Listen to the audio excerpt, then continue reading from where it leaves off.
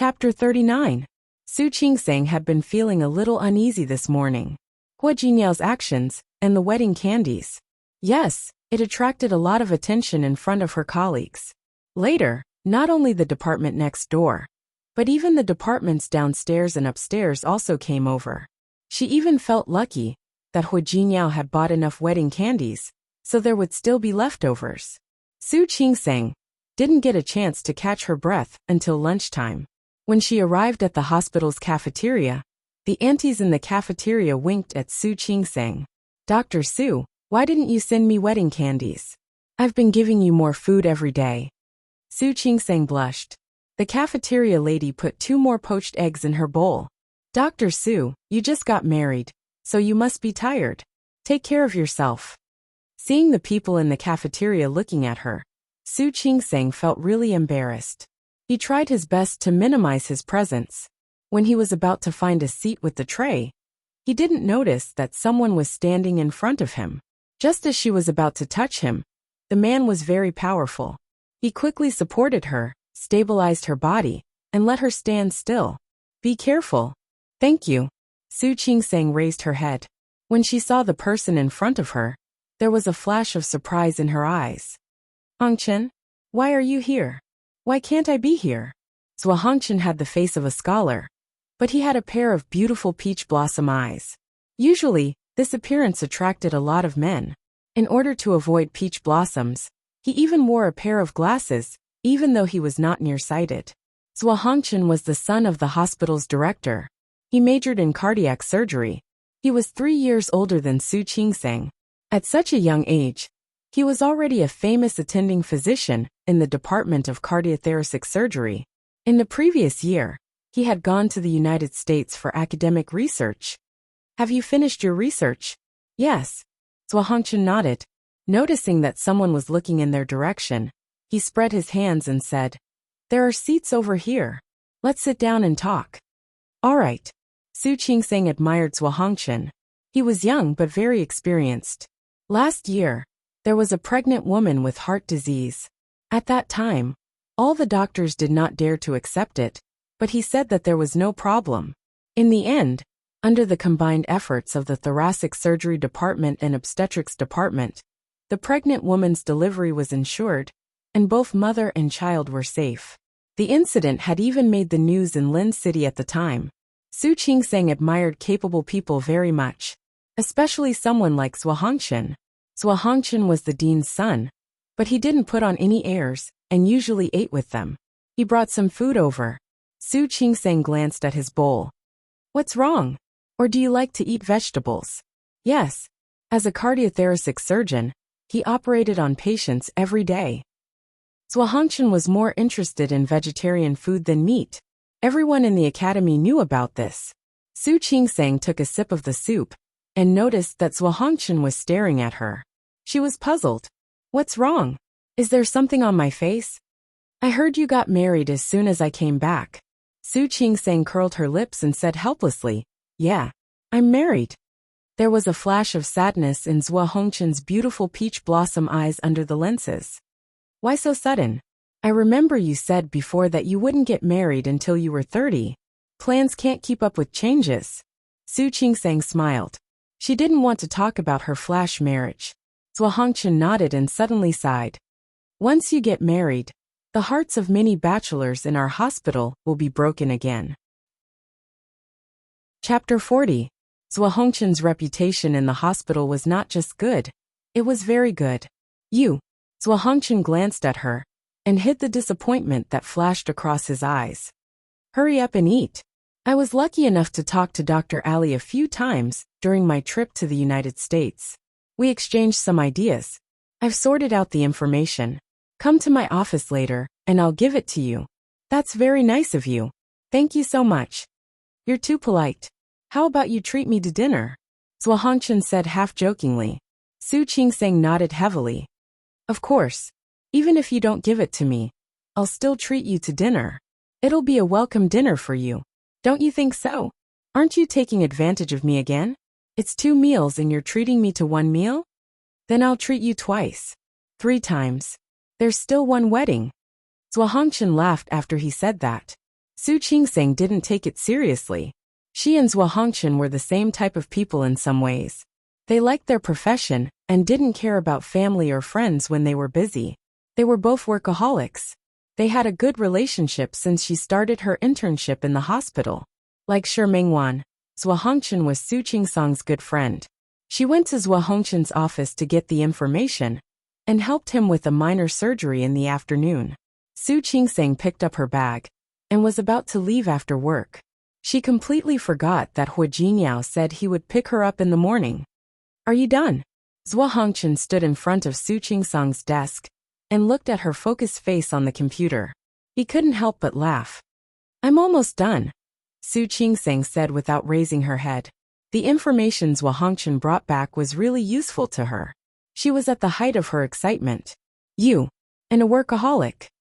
Zhuo Hongchen said that, but his eyes were gentle. He pulled over a chair and sat down. He stared at Su Qingsang. Su Qingsang didn't notice. She looked at one spot and suddenly raised her head to look at Zhuo Hongchen. Here, did Dr. Ali get the data from her own practice? Let me see. Zhuo Hongchen got up and walked behind her to look at the spot she was pointing at. I discussed all of this with Dr. Ali at that time. She had practiced this data before. In fact, these latest papers had already been published. But we can't see it for now. Dr. Ali is really amazing. Su Qingsang's face was full of admiration as she spoke. This kind of data, this kind of analysis, is it really amazing? Zhuo Hongchen didn't leave after answering the question. Instead, he stood behind her and pointed out 1 or 2 points from time to time to tell her his thoughts. They were all doctors. Even if they were from different departments, they were still connected. Su Qingsang nodded repeatedly, not even noticing that Zhuo Hongchen was getting closer and closer to her. Qingsang. She was startled by the sudden voice.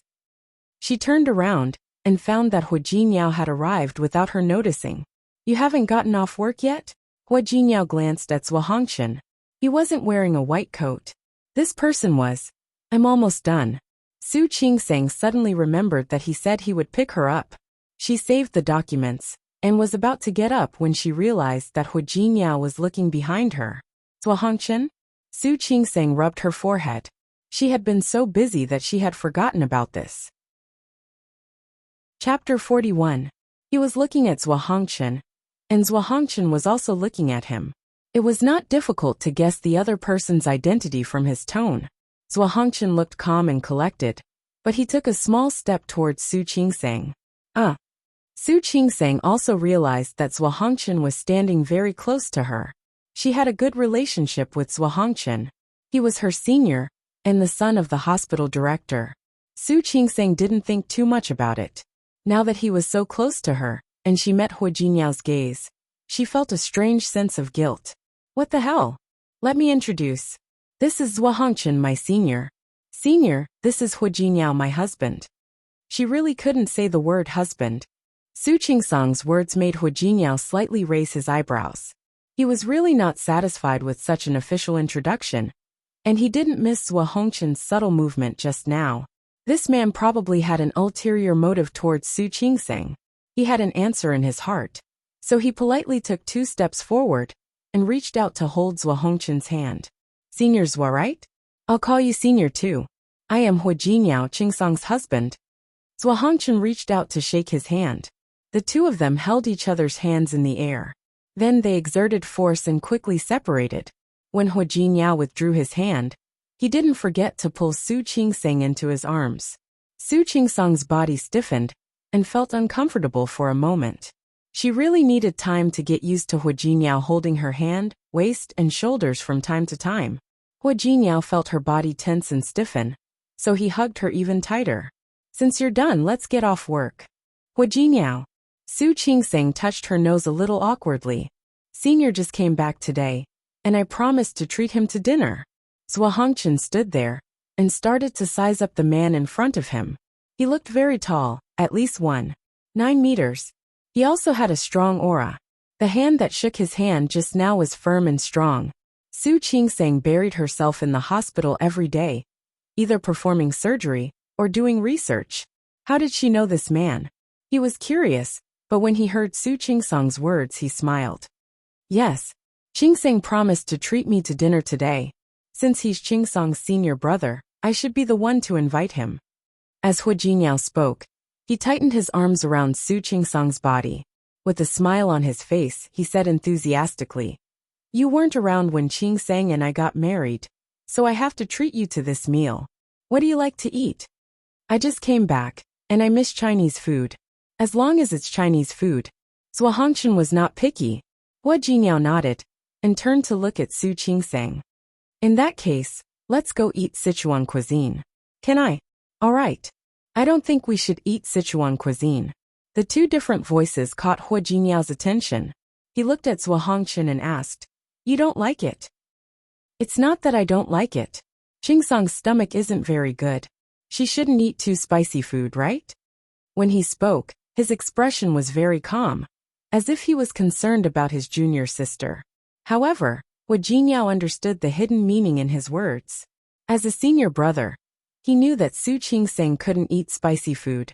But as her husband, he made such a suggestion. Hu Jingyao narrowed his eyes, and his gaze flickered slightly. It seemed that this senior brother was not a simple person.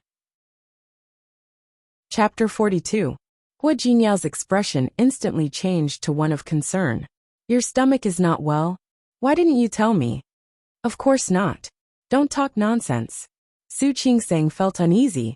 "I was busy with my thesis, so I didn't have a fixed time for my meals. I've been very careful this year. My stomach is fine now." "Really?" Hu Jingyao frowned and turned Su Chingsang's body. "If you're really not feeling well, you have to tell me. Otherwise, I'll be worried." The concern in his eyes stunned Su Chingsang. For a moment, she almost thought that Hu Jingyao liked her. She quickly shook her head. How was that possible? This guy had only been with her for a few days. How could he like her? From the corner of her eye, she saw that Zhuo Hongchen had been looking at her. She seemed to suddenly understand. Hu Jingyao was acting.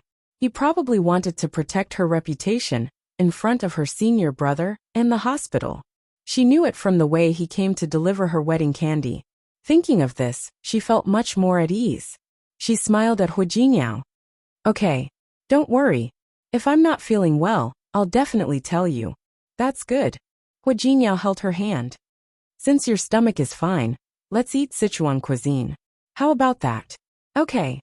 She actually likes Sichuan cuisine, Hunan cuisine and other cuisines. Although the taste was a little strong, it was very satisfying. Zhuo Hongchen looked at Hu Jingyao's actions and smiled slightly. The smile in the depths of his eyes lessened a little. "Mr. Hua is so good to Chingsang." "Of course." Hu Jingyao looked calm. "Chingsang is my wife.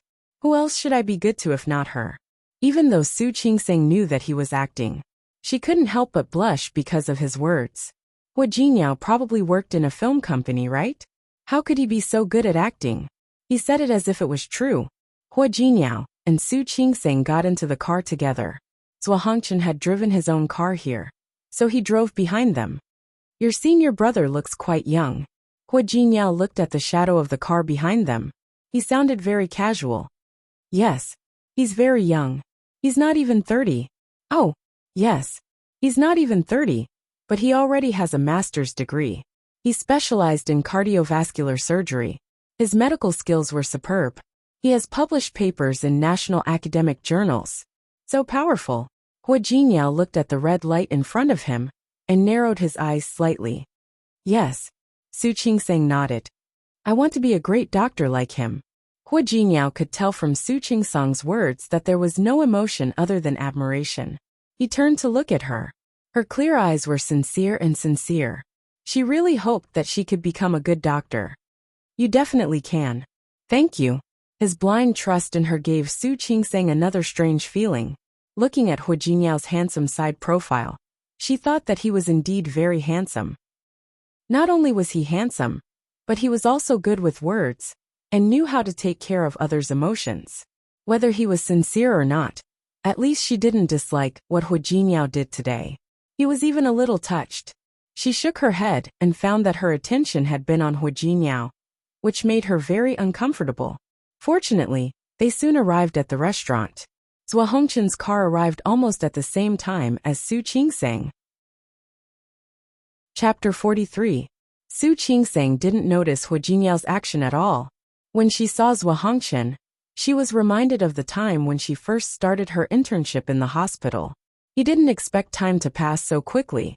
In the blink of an eye, she had graduated from her master's, and senior brother was about to start his PhD. She sighed in her heart at the passage of time. She didn't notice that Hu Jinyao's lips had curled up because she didn't dodge. Of course, Zhuo Hongchen saw the smugness on Hu Jinyao's face and felt that it hurt his eyes. Su Qingsang's reaction made him even more uncomfortable. The man was tall and handsome, while the woman was elegant and gentle. She snuggled up to Hu Jinyao, making him feel uncomfortable. He didn't want to see this glaring scene anymore, so he took the lead and entered the restaurant. They entered the restaurant, and Su Qingsang suggested to Hu Jinyao that they should go to a private room. However, Zhuo Hongchen refused.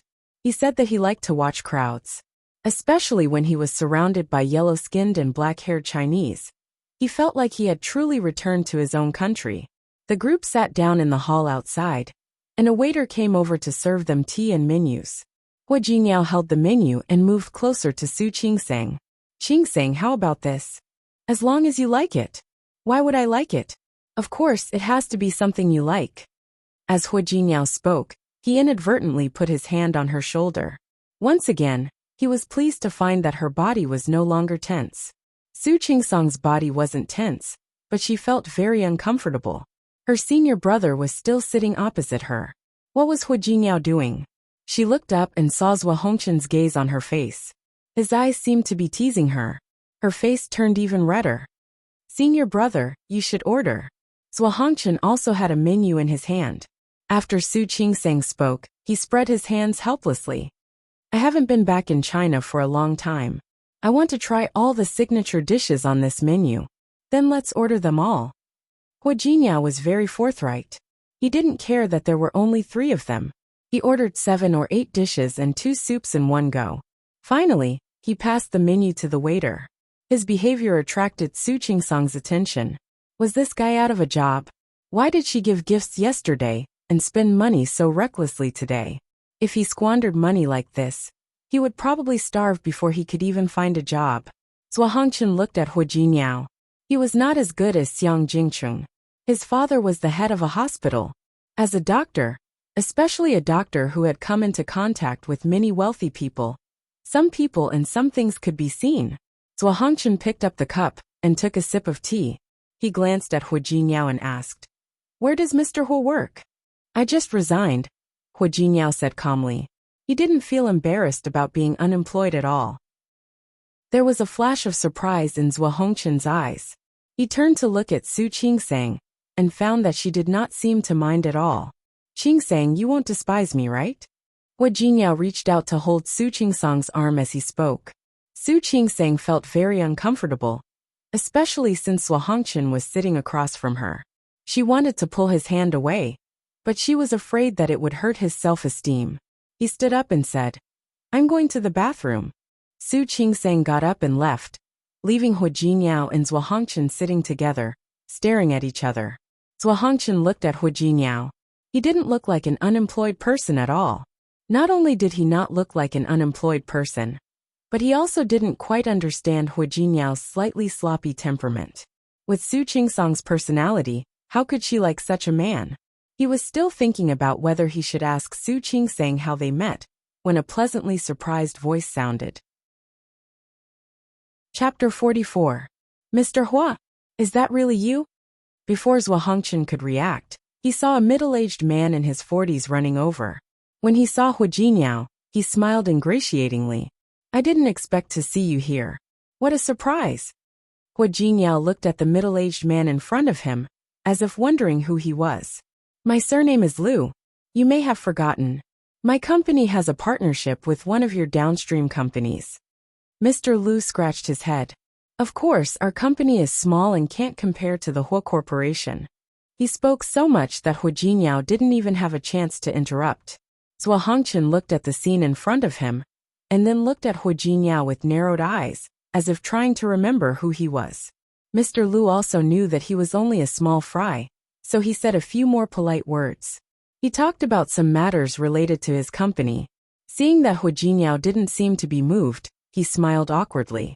As if he had just seen Zhuo Hongchen sitting opposite him, he immediately made an exaggerated expression, as if he suddenly realized something. Mr. Hua, are you talking to someone?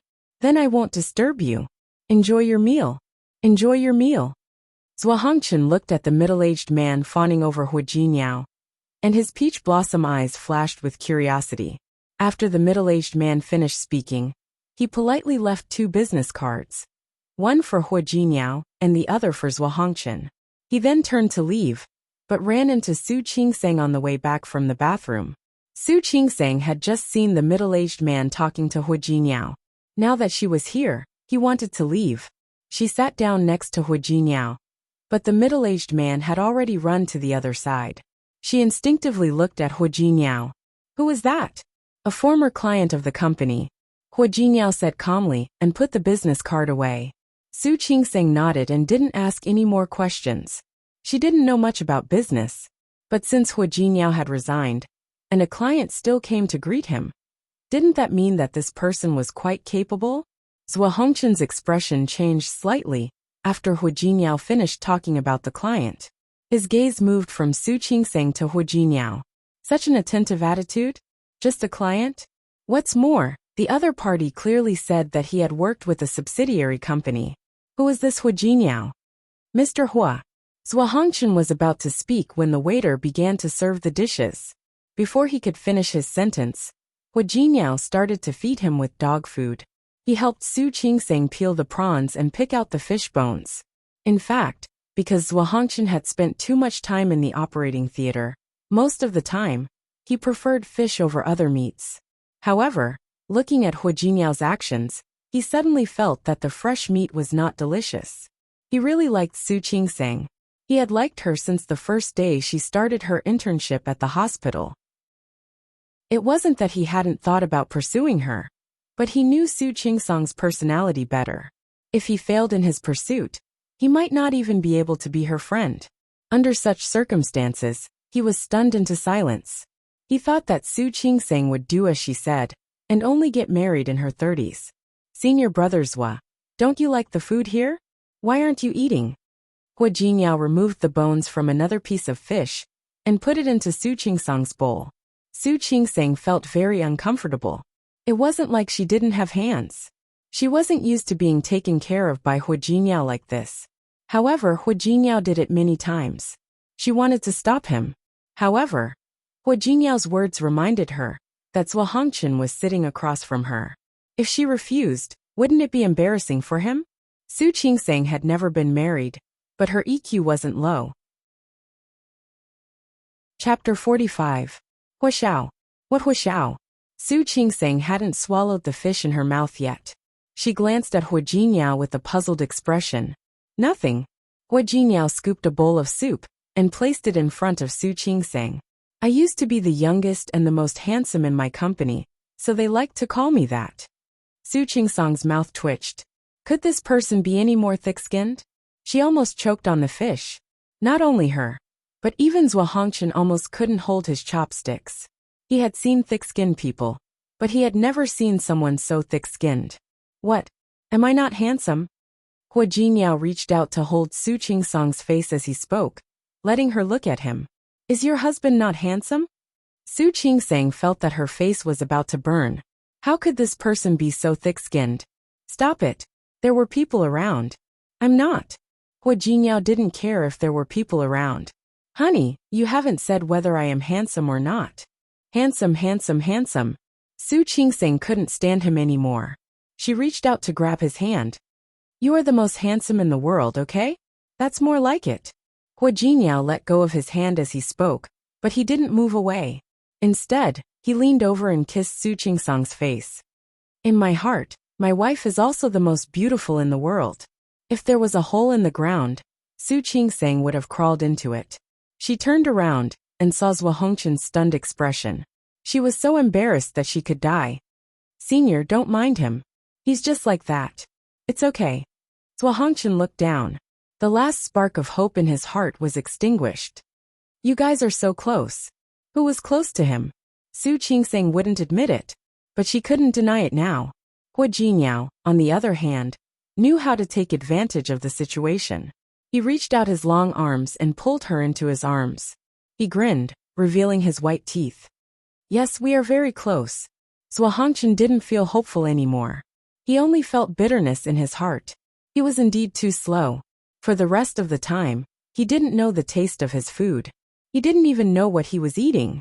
Su Qingsang, on the other hand, was surprised to see him pick up some dishes from time to time and stuff them into his mouth. But soon she understood. After staying abroad for so long, it was definitely better to stay at home. She even ate food that she didn't want to eat. It was obvious how homesick she was. He was no longer surprised. Her extra glances made Hua Jinyao more and more eager to please her. As a result, 2 out of the 3 of them ate uncomfortably. Finally, the meal ended in a strange atmosphere where everyone had their own thoughts. The 3 of them walked out of the restaurant together. It was still light when they came, but now it was completely dark. Let's go. Honey, let's go home. Hua Jinyao led Su Qingsang to his car. Zhuo Hongchen stopped in his tracks.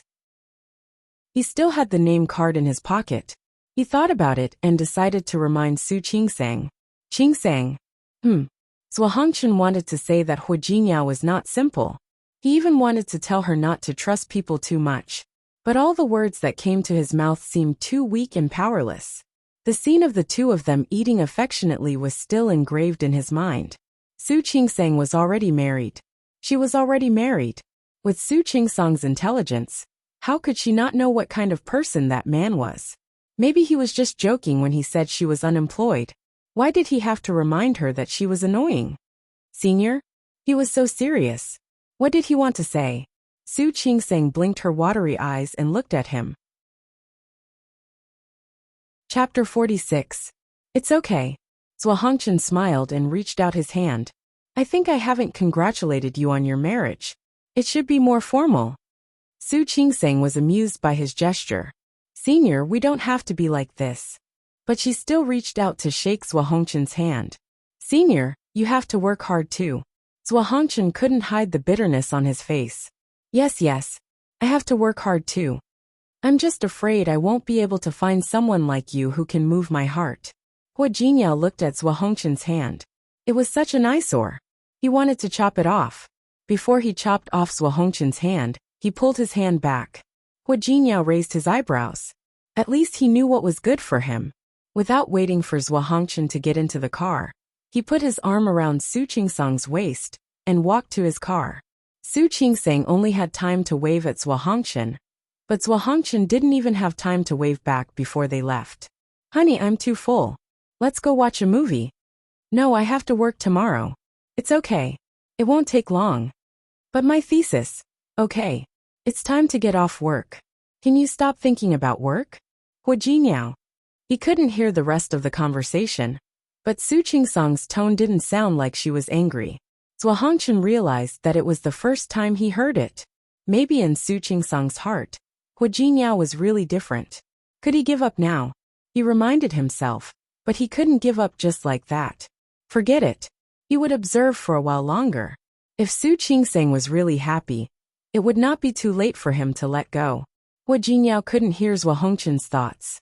He was trying to persuade Su Qingsang to watch a movie.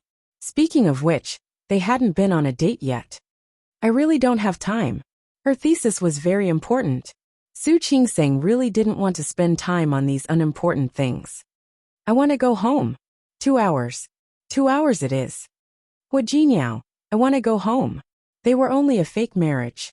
Would he really think of himself as her husband and want to interfere with her affairs? Su Qingsang's face darkened. Seeing that, Hua Jinyao raised his hands in surrender. All right. Let's go home. He seemed to have realized that his tone just now was not very good. Su Qingsang felt a little uncomfortable. He wanted to apologize, but he couldn't bring himself to do so. She turned around and looked out of the window. As the headlights flashed past her eyes, she thought about the series of events that had happened in less than a week. Hua Jinyao. I'm not a good wife candidate. No one gave her a demonstration. No one told her how to be a good wife. In fact, she didn't know what to do either. If you regret it, we can. The word divorce was still in his throat when he heard a squeak. The car stopped by the roadside. Su Qingsang was startled and turned to look at Hu Jingyao. He was looking at her too. His gaze was deep, and it was a seriousness that she rarely saw. Hua, Su Qingsang. Hu Jinyao's voice was soft but firm. I won't regret it, and I won't get a divorce. You. Don't ever mention the word divorce again. Chapter 47. Only then did Su Qingsang realize that she might have gone too far. He didn't do anything wrong. She was the one who said she was going to get married, and she was the one who couldn't get into it. Thinking of this, she suddenly felt that she was being a little unreasonable. Before she could think of how to apologize, Hu Jinyao's expression suddenly changed.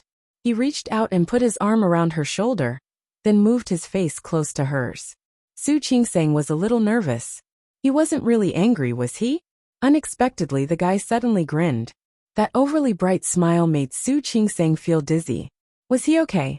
Honey, it's really hard to get a wife now that there are more men than women. It wasn't easy for me to get a wife. You wouldn't have the heart to see me be a bachelor again, would you? The corners of Su Qingsang's mouth twitched. This person really couldn't be serious for more than 3 minutes. Hu Jingyao. So, you'd better be aware that we have to be together for the rest of our lives. Don't talk about divorce in the future. Su Qingsang was speechless. Hu Jinyao's unexpected behavior made her completely at a loss for how to respond. Let's go. Let's go home. Su Qingsang looked at Hu Jinyao's nonchalant face, and the guilt in her heart faded a lot. The corners of her mouth unconsciously rose a little. Well, actually it was quite good for a person like him to have such a personality. Whether he was happy or unhappy, he showed it on his face, simple and direct. It wasn't complicated to get along with such a person at all. It was quite good. It was really quite good. When Su Qingsang got up in the morning, Hu Jinyao was already up, as he had been for the past few days. She found that she got up very early. No matter how late she went to bed the night before, she would definitely get up early the next morning. Looking at the bed, she didn't feel as awkward as when she got up the first morning. This was also due to Hu Jinyao's gentlemanly nature. Other than hugging her to sleep every night, he didn't do anything else. She breathed a sigh of relief at his behavior. She could accept holding a wedding with him, and she could accept sleeping in the same bed with him. However, she really wasn't ready to have an intimate relationship with a man who was almost a stranger. After washing up and walking out of the living room, she found that Hu Jinyao had returned. He seemed to have the habit of running in the morning. She saw him in his sportswear every morning. Good morning, wife. Hu Jinyao smiled so brightly that Su Qingsang was almost dazzled by his smile. What are you laughing at? White teeth. However, Hu Jinyao's teeth were quite white. Su Qingsang realized that she had missed the point. Eat. She shouldn't have paid attention to his looks. After all, this person's appearance was too alluring. After lunch, Su Qingsang picked up her bag and went to work. When she left, she glanced at Hu Jinyao warily. Was he going to send her off today? Honey, I need a ride. As expected, the moment Hu Jinyao stood up, Su Qingsang knew something was wrong. It's not on the way. I forgot to tell you. I found a job yesterday. It's near your hospital. He found a job so quickly. What job? What do you do? Just like before. It's just meeting clients and running errands. Su Qingsang bit her lip and looked at Hu Jinyao's face with confusion. He looked like he was saying, I'm great, come and praise me. Was it an illusion? Right. Honey. Hu Jinyao threw himself in front of her in the next second. This sudden approach made Su Qingsang very uncomfortable. She wanted to step back, but he reached out and held her shoulder. Chapter 48. Su Qingsang opened her mouth, then closed it, then opened it again. She watched as Hu Jinyao, who was nearly 190 centimeters tall, clung to her like a large golden retriever, asking for praise. It was a strange feeling, but she didn't think it was strange. Yes, you should be praised. Su Qingsang said perfunctorily. What company? It's just an ordinary company, Wang Yao said. Hu Jinyao suddenly reached out and hugged Su Qingsang as he spoke. I found a job. Honey, why aren't you excited at all? Su Qingsang's mouth twitched. He found a job. Why was she excited? You see, I found a job, which means that I can support myself in the future. It means that I don't need you to support me. As long as I work hard, I can support you. You said it's bad news? Su Qingsang's mouth twitched. It was hard to empathize with the excitement on Hua Jinyao's face. Although her salary wasn't high, she really didn't need him to support her. However, since he said so, she didn't want to spoil his mood. Yes, it's good news. You're very good. Then, since I'm so good, shouldn't you give me some reward? Reward? What reward? What reward? Before Su Qingsang could ask the second half of the sentence, she saw Hua Jinyao's face getting bigger and bigger in front of her. Then, she felt the warm touch on her lips. Her eyes suddenly widened, and she stared at Hua Jinyao in front of her. Her slightly dazed look obviously pleased Hua Jinyao. Originally, he only planned to have a taste, but now he wanted to tease her. He kissed her hard on her lips. Su Qingsang's face was as hot as fire. Hua Jinyao knew that it was time to stop. After kissing her, he quickly backed away.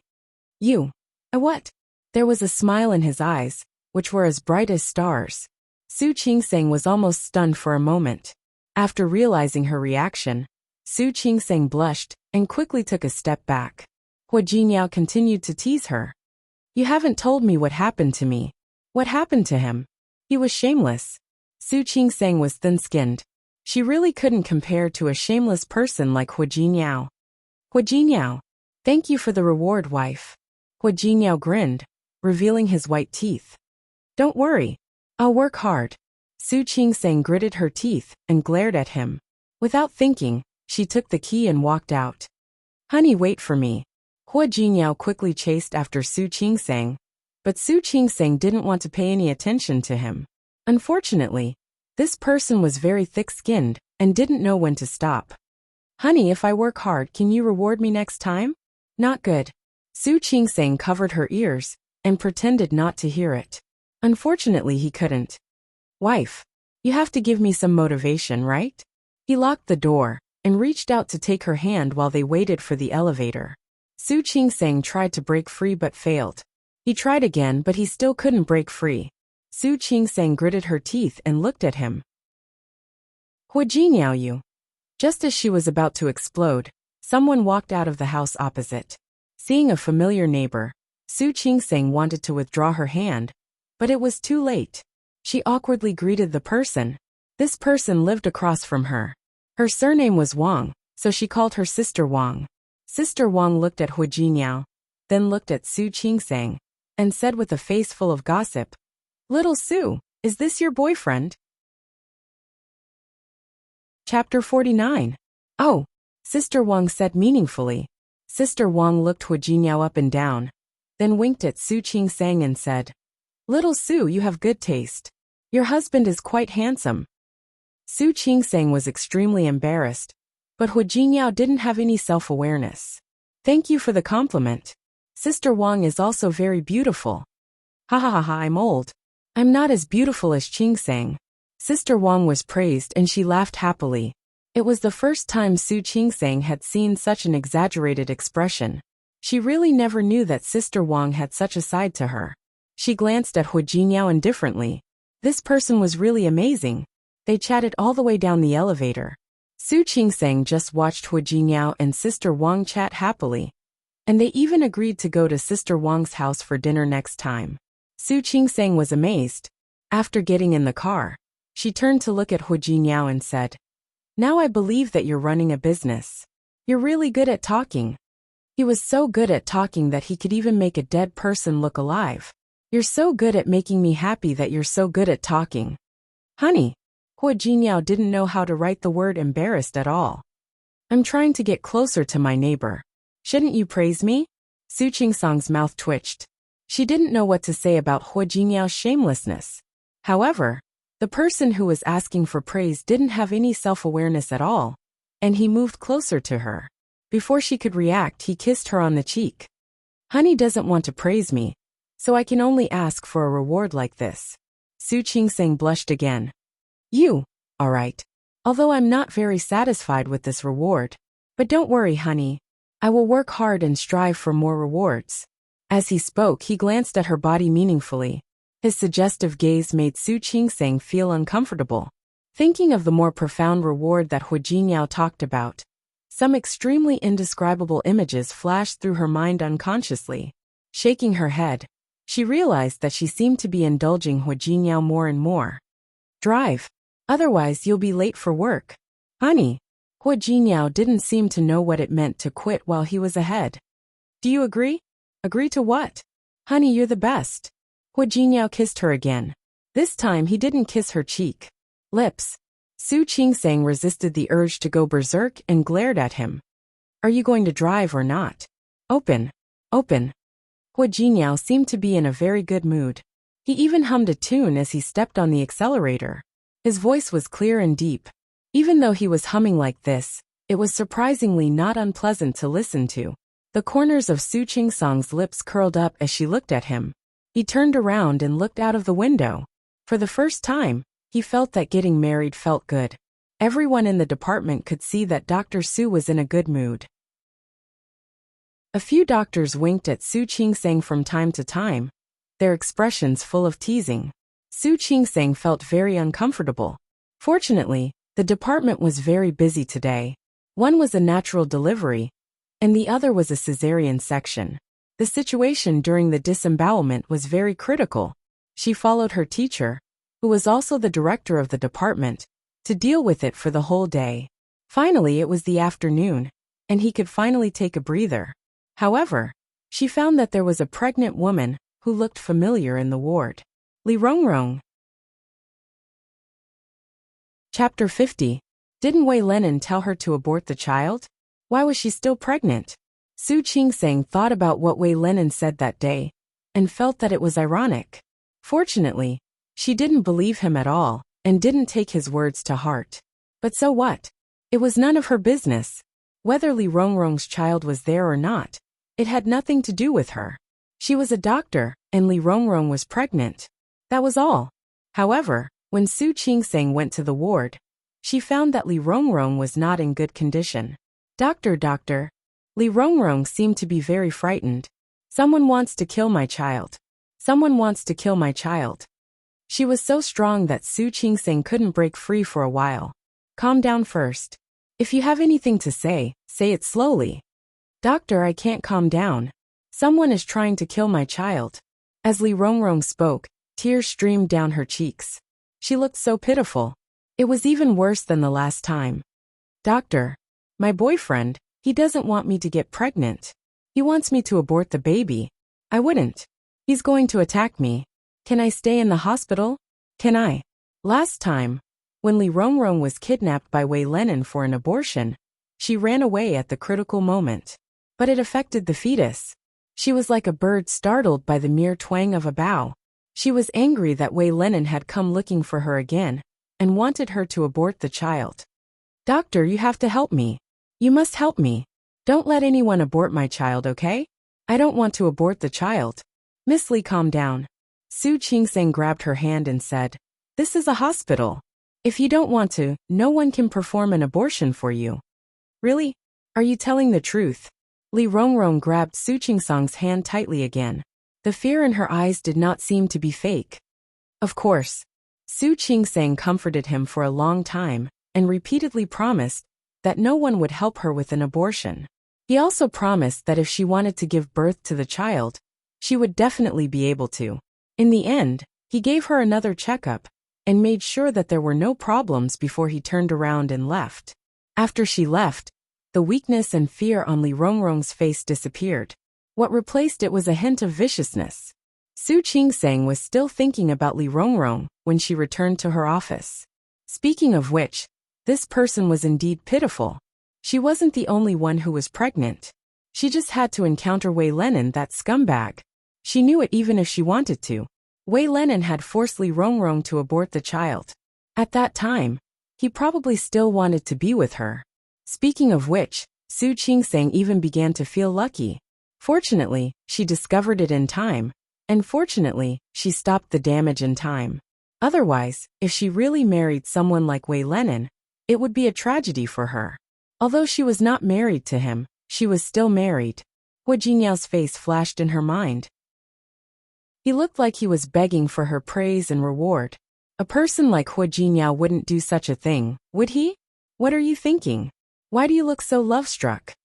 A cheerful female voice brought Su Qingseng back to reality. Mengwan. TSK, you came back to your senses? Sure, Mengwan stepped forward and stood in front of her. She even stretched out her hand and waved in front of her. TSK, it's really different after getting married.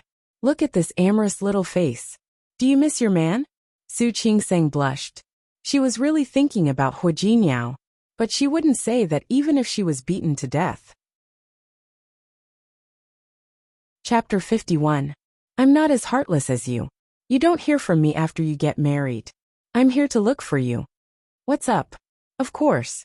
Sure, Mengwan patted her shoulder and said, as an unmarried person, I think I need to show some concern for you, a married woman.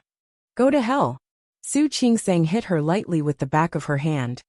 Who's a woman? You. Sure, Mengwan joked with Su Qingseng for a while, then looked at the time. It was almost time to get off work. Let's go, let's have dinner together tonight. Okay, Su Qingseng agreed. Before they got married, Sure Mengwan often had meals with her. He would even stay at her house at night. Let's go. The two of them went out of the door. Sure Mengwan drove her own car, and was about to say that she was going to drive. Who knew that she would stop halfway? Wait. What happened? Su Qingseng saw her staring at the people in front of her. Sure Mengwan didn't wait for her to react, and quickly rushed to the side of a tall man in front of her. Big brother? The man turned around and looked at Sure Mengwan. Who are you calling? Big brother. Are you a big brother? Miss, you've got the wrong person. After saying that, the man left without looking back. Sure Mengwan wanted to chase after him, but Su Qingseng grabbed her hand. Mengwan, what's wrong? He's my big brother. He's my big brother. As Sure Mengwan spoke, she broke free from Su Qingseng's hand and wanted to chase after him. Su Qingseng held her tightly. Are you sure? But he said you got the wrong person. I'm not mistaken. You haven't seen this big brother for more than 10 years, right? What if you've mistaken him for someone else? Sure Mengwan's body stiffened as she stared blankly ahead. A look of confusion flashed across her delicate and beautiful face. Yes, we haven't seen each other for more than 10 years. Maybe I was mistaken. Even if he didn't, her big brother didn't recognize her anymore. Mengwan. Su Qingseng was a little worried about her. Others might not know, but she did. Sure Mengwan accidentally got separated from her family when she was 12 years old. Then by chance she was saved by the big brother she mentioned. The two of them depended on each other and wandered outside for a year. Later, the two of them encountered bad people. She was stabbed and fell into a coma. When she woke up, she was already home. After she woke up, she kept saying that she wanted to find dear brother. But no one told her where dear brother was. The police even said there had never been a teenager at the scene. She didn't believe it, and kept asking the police to find dear brother. She also kept pestering her parents to find dear brother for her. However, everyone treated her words as the babbling of a child.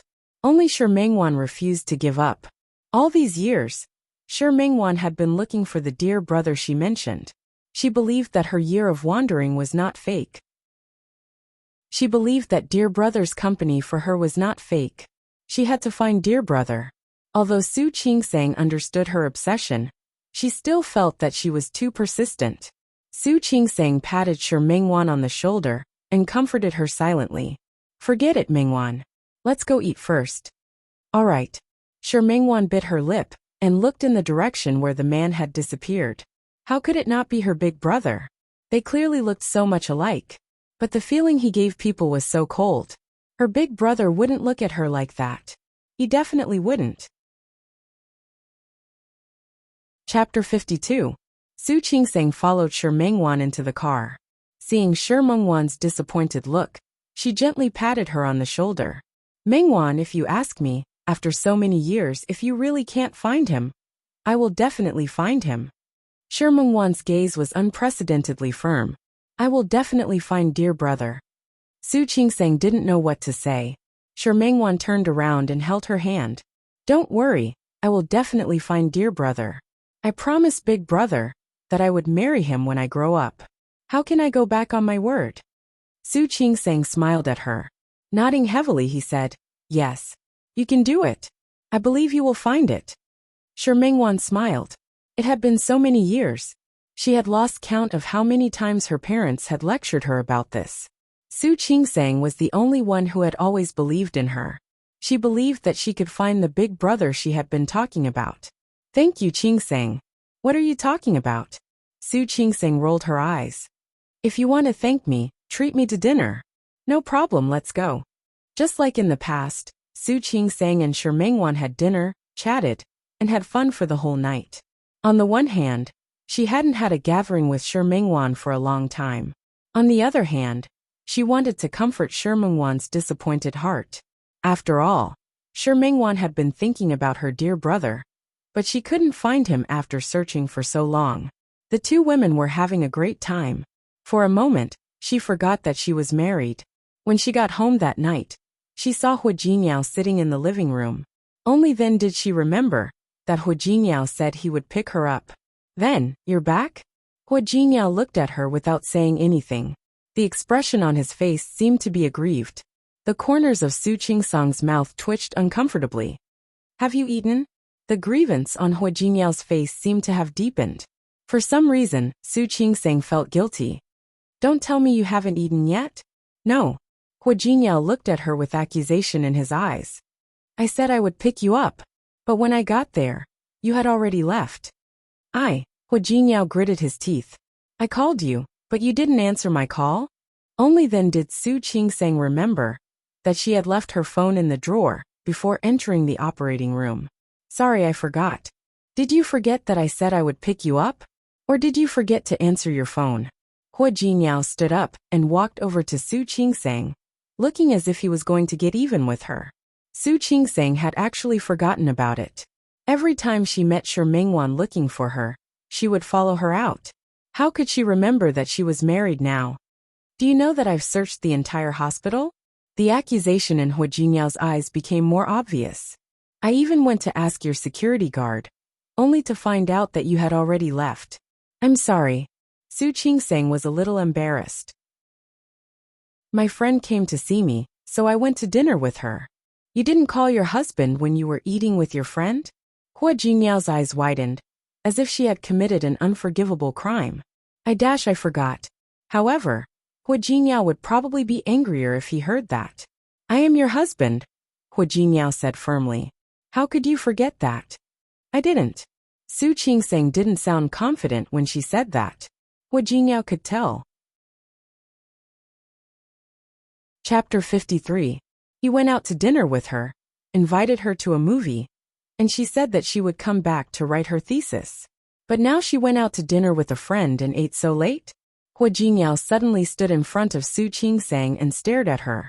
Is your friend a man or a woman? She's a woman. Su Qingsang answered and looked at Hu Jingyao in shock. Was he jealous? Hu Jingyao seemed to not see the shock in her eyes. He stepped forward and stood in front of her. I waited for you until now and haven't eaten yet. How are you going to compensate me for my loss? You. Su Qingsang hadn't digested her thoughts and was led astray by his words. What do you want to eat? Should I order takeout for you?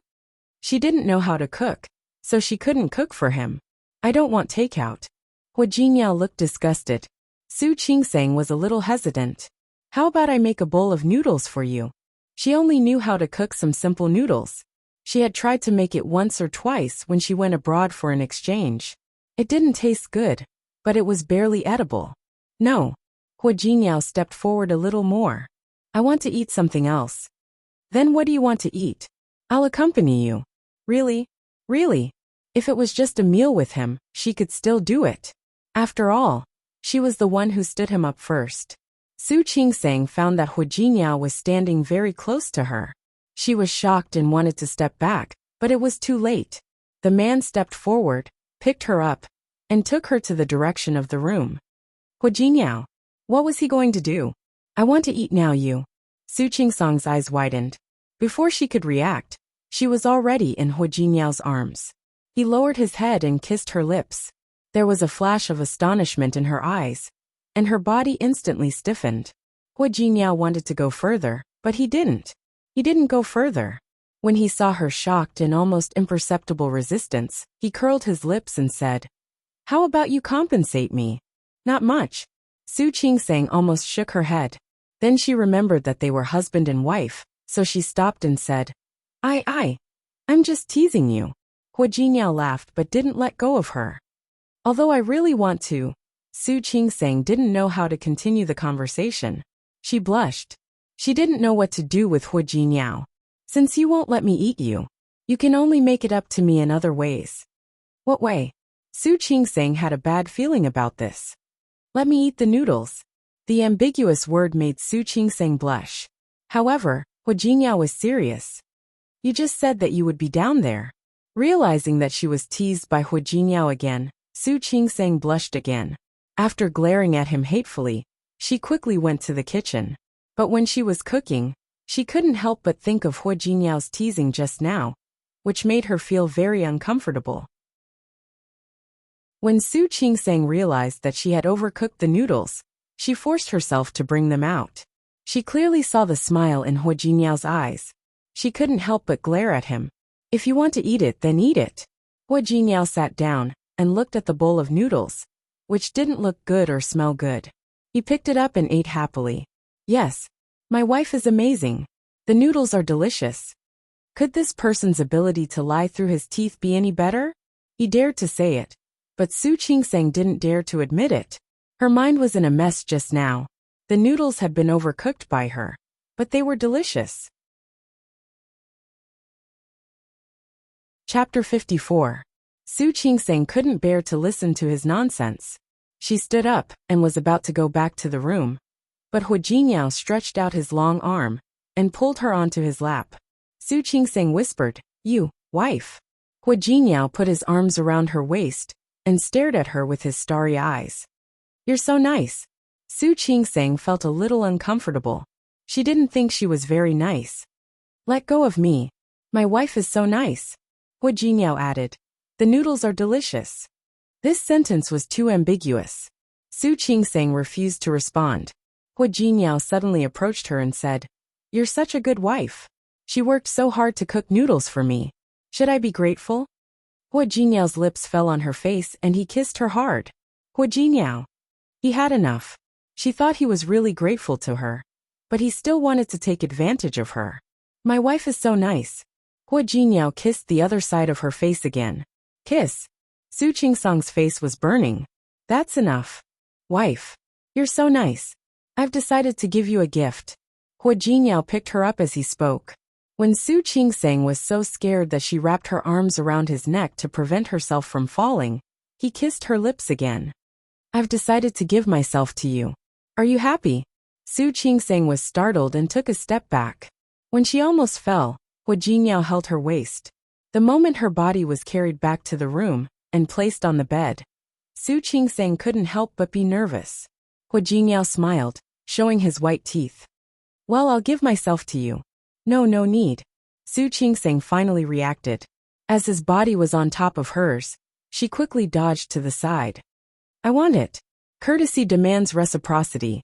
You gave me noodles, so I should give myself to you as well. There's really no need. It's just a bowl of noodles." Su Qingsang felt that if she continued, she would never be able to look at noodles again. She quickly got out of bed and ran in the direction of the bathroom. "I'm tired. I'm going to take a shower and sleep." When the bathroom door closed, Su Qingsang seemed to be able to hear Hua Jingyao's laughter. This guy is really... That night, of course, Hua Jingyao couldn't give himself to Su Qingsang. Just like in the past, the two of them slept purely. What was different from the past was, Hua Jingyao hugged her and kissed her left and right for a long time. "My wife is so good. Of course I have to reward you. Honey, you have to get used to my closeness. I will make you more and more accustomed to me, and then you will never be able to leave me. Honey, you smell so good. I love it. Honey, do you want me to reward you?" Words like that made Su Qingsang blush. In the end, she had to pretend to be asleep to avoid Hua Jingyao's evil voice. That night, Su Qingsang had a dream. She dreamed that she had a golden retriever. When the golden retriever saw her coming home, it rushed over and licked and kissed her. Just as she was about to dodge, she realized that the golden retriever had turned into Huijinyao. Su Qingseng was startled awake. When she got up in the morning, she found that Huijinyao was not there. She went to the dining room, but she didn't see Huijinyao walk in with a bag of breakfast as usual. The breakfast was placed on the table. There was a note on it, saying that he had to go on an urgent business trip and might not be back for 3 to 5 days. Su Qingseng breathed a sigh of relief, but at the same time, she felt a little disappointed. It had only been a few days, but she seemed to be getting more and more used to seeing Huijinyao every morning. That didn't seem to be a bad feeling. When Su Qingseng calmed down and went to work, she found that many people were looking at her. Those curious and inquisitive gazes made her a little uncomfortable. She smiled and nodded to a few colleagues, but found that they all had stiff faces. Then, she quickly twitched the corners of her mouth, smiled awkwardly, and quickly looked away.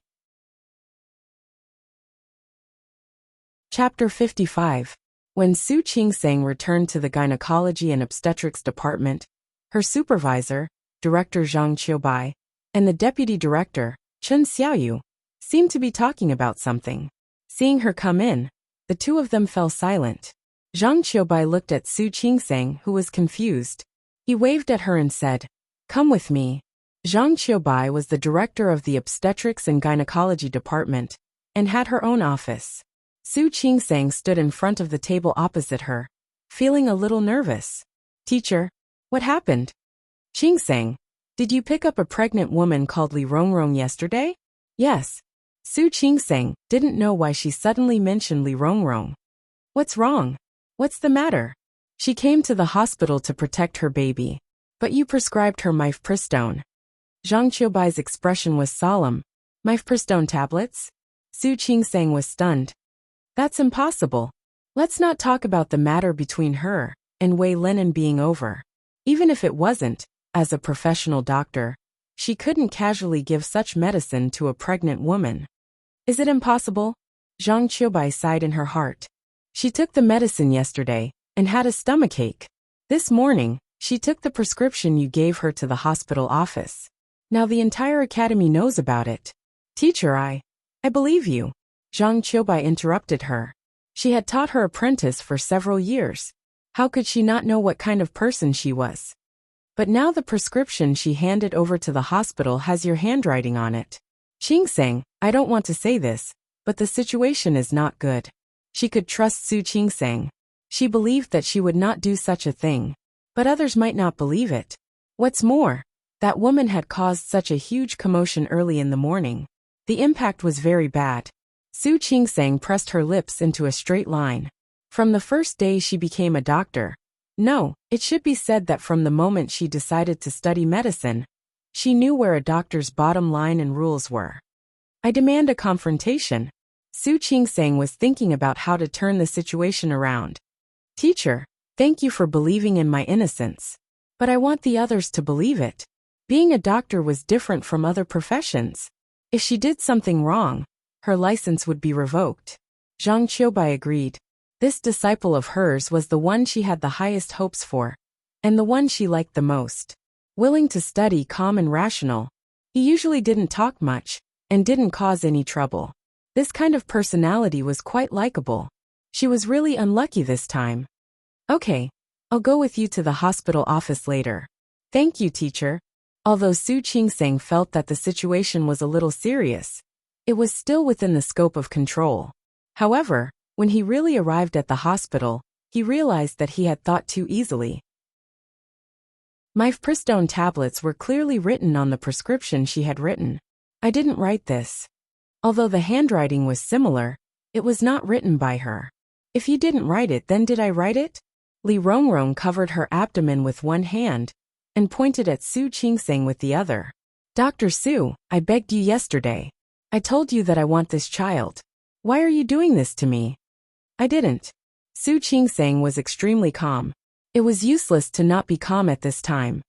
"I wrote the prescription on the top, but I didn't write the bottom. Dr. Su." Chapter 56. Li Rongrong's mouth was wide open. She stared blankly at Su Qingsang's face. She couldn't understand what Su Qingsang meant. After saying that, Su Qingsang turned to face the leaders of the council and Zhang Qiubai. Director Lin, this matter is very serious. It concerns my reputation. I strongly urge you to call the police and ask them to investigate. Other than Director Lin of the hospital office, Vice Director Li was the most senior among the people who came today. In addition to the other leaders, Zhang Qiubai and the Deputy Director of the Obstetrics and Gynecology Department were also there. This matter was indeed troublesome. Su Qingsang's calm attitude made everyone else in the room heave a sigh of relief. After Su Qingsang graduated, it was decided that she would stay in the hospital. She was young and promising. She was excellent in all aspects. She was a talent. If she was really expelled or punished just like that, she wouldn't be able to do anything. The hospital's reputation would not be good. Little Su, are you sure? Deputy Director Li asked. He still valued Su Qingsang a lot. I'm sure. Su Qingsang nodded heavily. She wrote the prescription herself. What else could she not understand? Director Li, please believe me. Li Rongrong didn't expect this turn of events. She glared at Su Qingsang. Her eyes were about to bleed. Wei Lenin came from a good family. His family owned a few small companies. He was also a man of striking appearance. She had been dating Wei Lenin for a few months. That man said he wanted to get married. And he got married without caring about her. To please the woman he was going to marry, he not only broke up with her, but he also ignored her. She didn't know who that woman was, but she was a rich young lady. Of course she wouldn't let it go. In fact, she didn't try so hard to get close to Wei Lenin, just to fall in love with him. So she took advantage of Wei Lenin's good mood that day to ask him out for a drink. And when he was drunk, she led him to her bed. She even promised that she knew he was going to get married, and that she wouldn't affect him marrying other women. She even agreed that if Wei Lenin wanted to, he could come to her anytime. She really loved him. She loved him so much that she didn't care about anything else. This kind of promise greatly satisfied Wei Lenin's vanity. Not to mention that although Su Qingsang had agreed to marry him, she had been putting on airs. Not only did she not allow him to touch her, she did not even allow him to enter her house. He was a normal man. Coupled with Li Rongrong's gentleness, the two of them ended up together again. He just didn't expect that Li Rongrong would be pregnant, and Su Qingsang happened to find out. This way, the marriage between Wei Lenin and Su Qingsang would be annulled. Although Wei Lenin didn't love Su Qingsang, he was using this opportunity to get close to the Su family. In order to save Su Qingsang, he could only ask Li Rongrong to have an abortion. He thought that by aborting the child, he could save Su Qingsang. He didn't know that Su Qingsang had found a man in such a short time. In his anger, he would never forgive Li Rongrong. Li Rongrong was still thinking of marrying into a rich family with the help of a child. But when she realized that even if she had a child, she wouldn't be able to marry Wei Lenin. When she learned that Wei Lenin wanted her to abort the child because of Su Qingsang, she went crazy. He was bent on revenge. Revenge for Wei Lenin's heartlessness. Of course, there was also Su Qingsang's hypocrisy. She didn't know that Su Qingsang was already married. She only knew that Wei Lenin wanted her to abort the child because of her. That was why today's incident happened. Now that she heard Su Qingsang say that she would call the police, Li Rongrong suddenly burst into tears. What do you mean? Do you mean that I've wronged you? She cried like a pear blossom in the rain. With her appearance, she looked especially weak and helpless. Chapter 57. In order to avoid Su Qingsang's direct accusation, Li Rongrong was determined to put the blame on her today. Who else could it be? Tell me, who would want to harm my child like this? Who else could it be? Li Rongrong almost screamed out loud. She stared at Su Qingsang, her eyes full of accusation. Miss Li, calm down. Su Qingsang looked serious. A doctor is like a parent. Why would I harm you? Because of Wei Lenin, Li Rongrong said hatefully. Because I am pregnant with Wei Lenin's child. He forced me to abort the child in order to marry you. You are his accomplice. Li Rongrong finally came to her senses. She spoke very quickly and explained what had just happened clearly. But the version she said was completely different. She and Wei Lenin were truly in love. Su Qingsang, on the other hand, took advantage of her rich family background to intervene. Wei Lenin had to be with Su Qingsang because of the pressure from his family. But she was pregnant. In order not to offend Su Qingsang's family, he forced her to abort the child. It's all because of you." Everyone looked at each other, and then at Su Qingsang. Zhang Qiubai remembered that Hu Jinyao said he was Su Qingsang's husband when he came. His surname wasn't Wei, right? But only the people in her department and the departments that cooperated with her knew about it. Others naturally didn't know. For a moment, whether it was the hospital administration, the director, or the other people present, they were all shocked by the sudden truth. They knew that Su Qingsang was married, but no one knew about the inside of her marriage. Now that Li Rongrong said it, they all looked at Su Qingsang. Su Qingsang was stared at by so many people, but she didn't feel nervous at all. She looked at Li Rongrong calmly. "I said, we can call the police to verify the handwriting. The handwriting can also be written by someone else." Li Rongrong had calmed down. "There are so many people in the hospital. It's not impossible for you to find someone to write it. But that doesn't mean you didn't prescribe it." Su Qingsang pressed her lips into a straight line and looked at Li Rongrong's face. "I prescribed the medicine to you yesterday, but you just made a fuss today. Why didn't you tell me last night when you found out that you prescribed the wrong medicine?" Li Rongrong clenched her teeth and looked aggrieved. "I found out yesterday. I thought you made a mistake. But at that time I didn't know about your relationship with Wei Lenin. After I found out about it, I realized that you wanted to harm me." Li Rongrong's performance could be said to be both singing and acting. If Su Qingsang hadn't been involved in this, she would have applauded for Li Rongrong. The dean and vice dean Li looked at each other. No one spoke. Everyone was silent. Zhang Qiubai wanted to say something, but Su Qingsang took a step forward and stood in front of Li Rongrong. "Miss Li, do you know that what you said is only based on the fact that I am with Wei Lenin? If I wasn't with Wei Lenin, then everything you said wouldn't be valid, isn't it? But you are obviously with Wei Lenin." This was what Li Rongrong found out later. "A few days ago, you had your wedding. Wei Lenin wanted me to abort the child. You still dare to say that you..." Su Qingsang interrupted her rudely. She really didn't want this to go on. Not only was it a waste of her time, but it was also a waste of Zhang Qiubai and the dean's time. Chapter 58. I am indeed married. But when I found out that Wei Lenin was with you, I broke up with him. So the person I married wasn't Wei Lenin. Since this is the case, what reason do I have to harm you? Impossible. Li Rongrong didn't believe it at all. "I don't believe it. You and Wei Lenin. The man I married is called Hu Jinyao. As for Wei Lenin, we have nothing to do with him now. Miss Li, I hope you understand that there is no point in slandering me like this." Impossible. Li Rongrong didn't believe her at all. "If you didn't marry Wei Lenin, then why did he ask me to abort the child?" "Why? You'll have to ask Wei Lenin about that." Su Qingsang took a deep breath, turned around, and looked at the leaders of the hospital administration, Deputy Dean Li and Zhang Qiubai. "President Li, Director Lin, and Teacher Zhang, you can go back first. This was all a misunderstanding. It's fine now."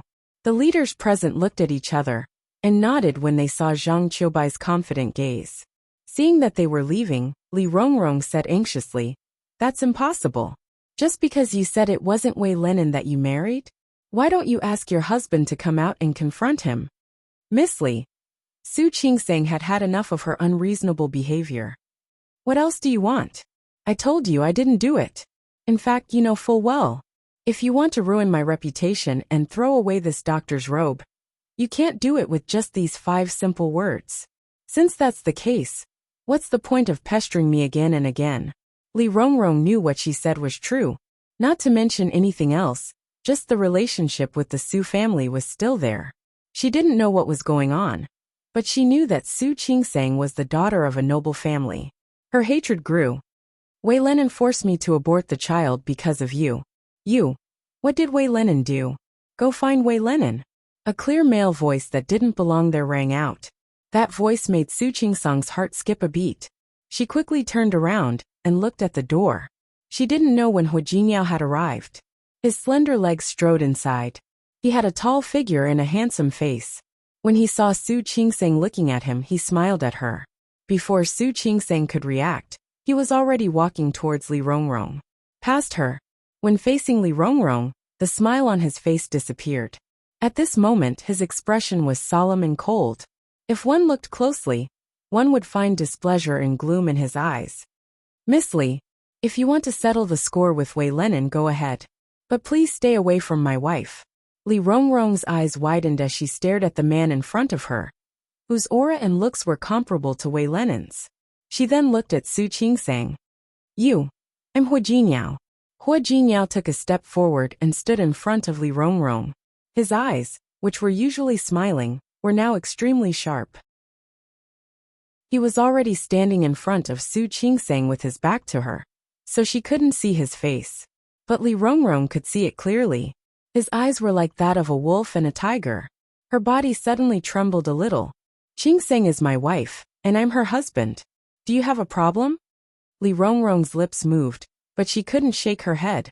A person like Wei Lenin isn't good enough for Qingsang. Hua Jinyao's voice was extremely cold, and his words were loud and clear.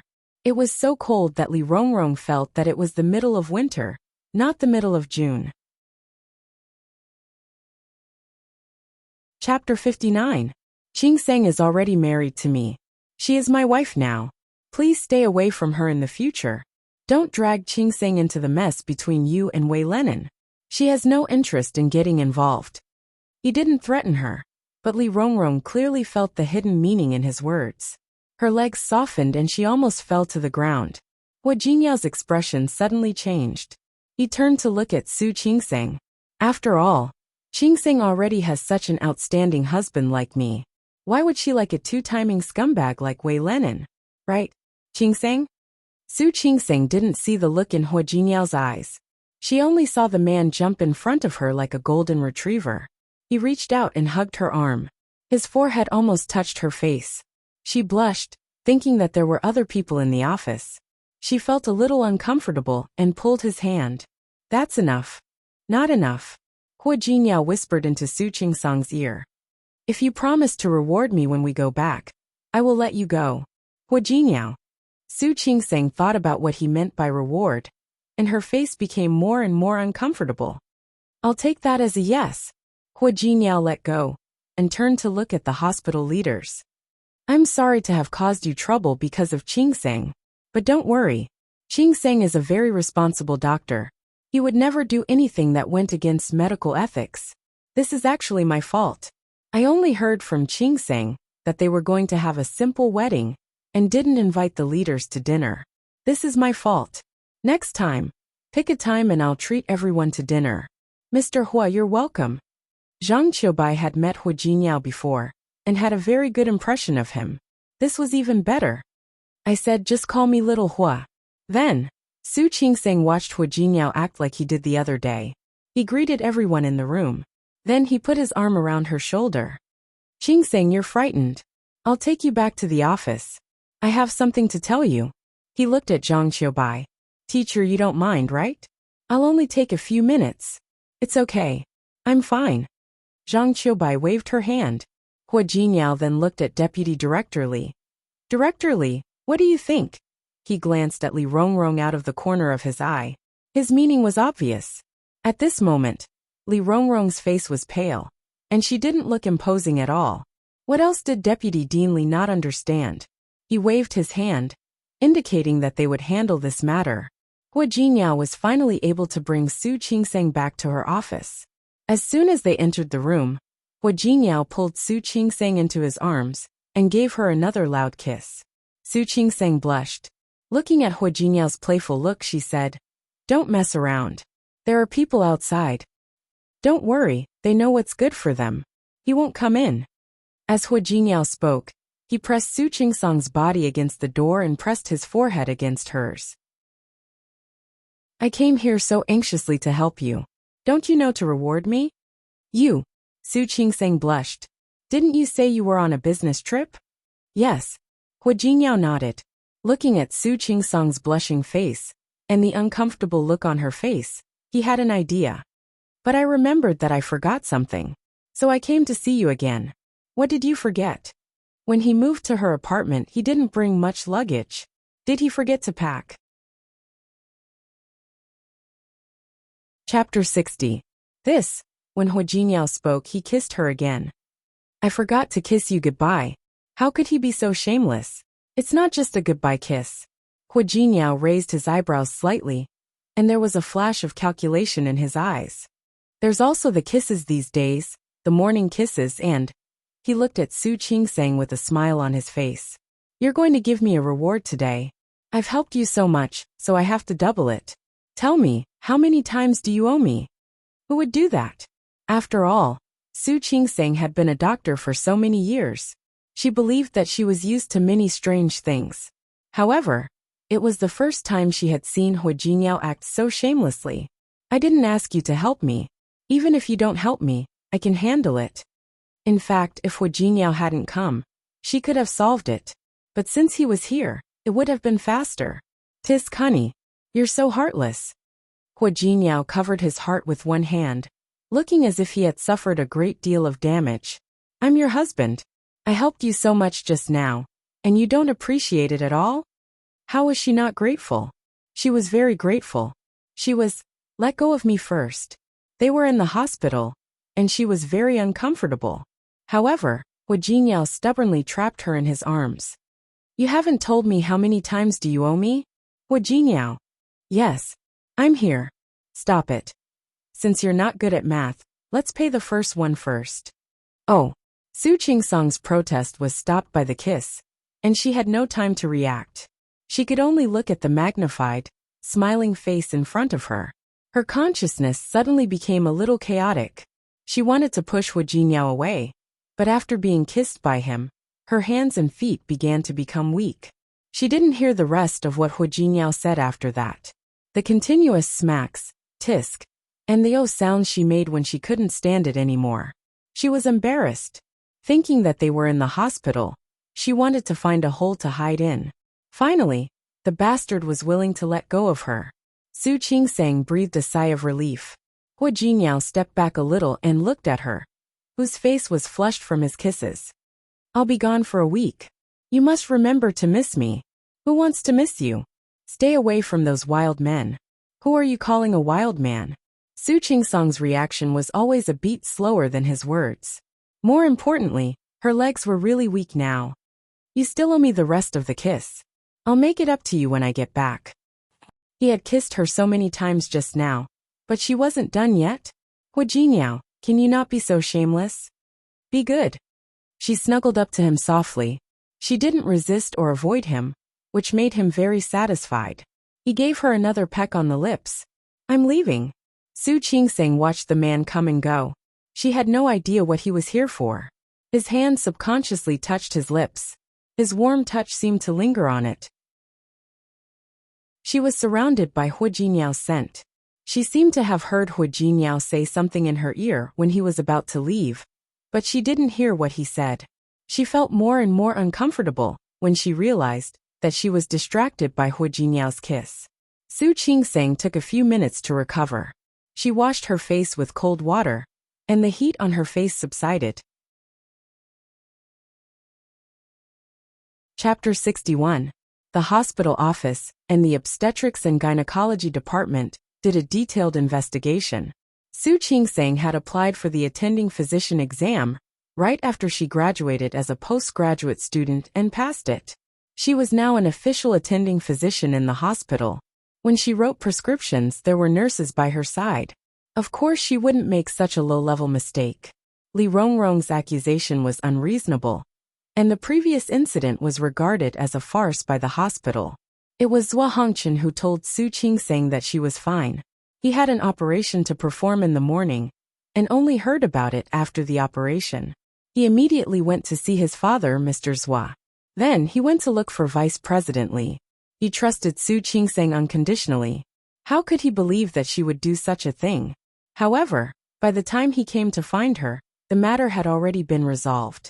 With Hu Jinyao's appearance and the words of the other people in the department, coupled with Li Rongrong's guilty and frightened expression. What else was there not to understand? Zhuo Hongchen didn't know what to feel. He didn't stand up for Su Qingsang right away, but Hua Jinyao did it first. Therefore, he was the first person to inform Su Qingsang. Su Qingsang didn't know about Zhuo Hongchen's psychological changes. She believed that the innocent would always be innocent. Even if things got out of hand, she believed that she would be fine. However, Zhuo Hongchen had good intentions, so that day, Su Qingsang offered to treat Zhuo Hongchen to a meal. In the middle of the meal, Su Qingsang received a text from Hua Jinyao. "Qingsang, I'm here. Are you off duty? Have you eaten?" She didn't know when Hua Jinyao had added her on WeChat, but the contact name was Hua Jinyao. She was not used to hearing the word husband out of the blue. Su Qingsang glanced at Zhuo Hongchen, who was sitting opposite her, and quickly recovered her composure. 3 simple words. They were eating. "I haven't eaten yet. I'm so hungry." There was also an aggrieved emoticon in the picture. Looking at his expression, Su Qingsang could almost imagine what Hua Jinyao's face would look like if he were in front of her.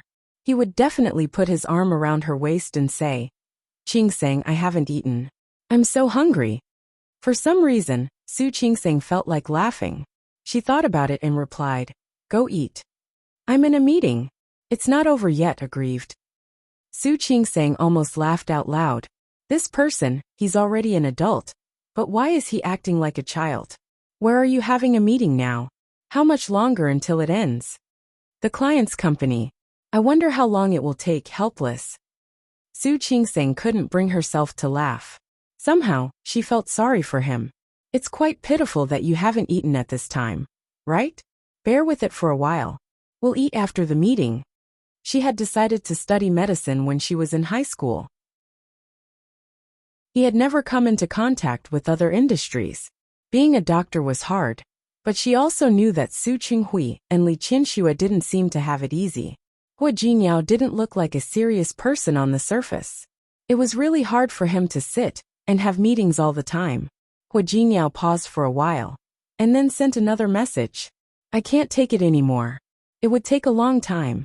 What do you eat? Take a picture for me to satisfy my craving." This person was really something. He would do whatever he wanted.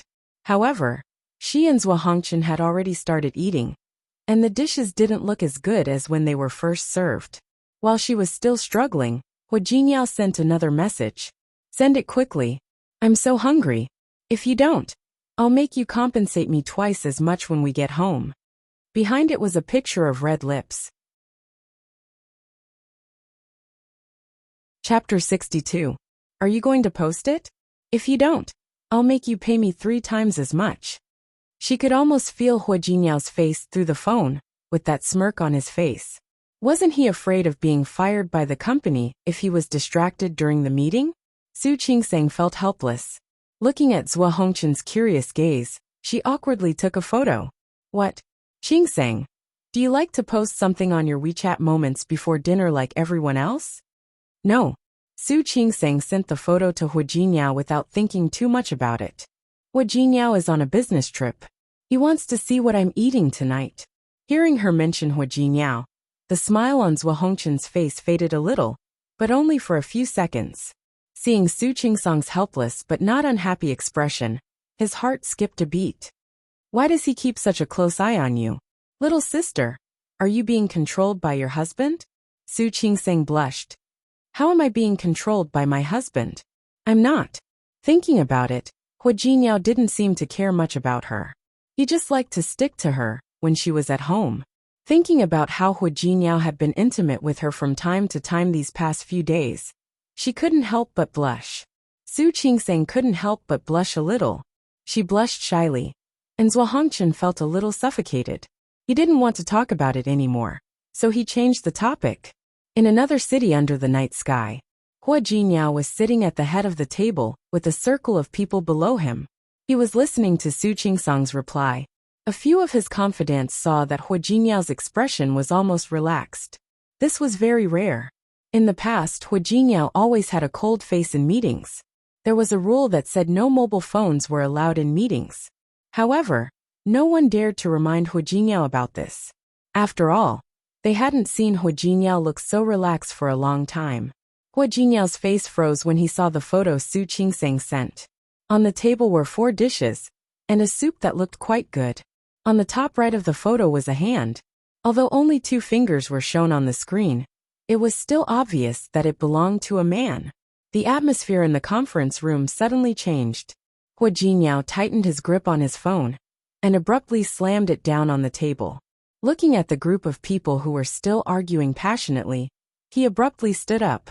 The abrupt movement startled everyone, especially Hua Jinyao's trusted subordinates. They looked at Hua Jingyao together. Hua Jinyao's feet had already moved 2 steps away. Caught off guard by so many people's gazes, he sat down again. His cold gaze swept across the rest of the people present. Where were we? Continue. His voice was light, but there was a sense of pressure in it. The atmosphere became tense again. The discussion heated up again after a few minutes, but Hua Jingyao didn't have the patience to listen to it anymore. It would take a few days to settle things here. His fingers unconsciously tapped on the table a few times. He was still thinking about how to compress his work and get back as soon as possible. On the other end, his personal assistant came over with a phone. The man came over and placed the phone in his hand respectfully. Hua Xiao, there's a call from the other side. Chapter 63. When Su Qingsang entered the banquet hall, there were already a lot of guests inside. She had only met most of them before, so she wasn't familiar with them. Today was Qiu Yanba's birthday. She received a call from Su Qinghui yesterday, asking her to come today.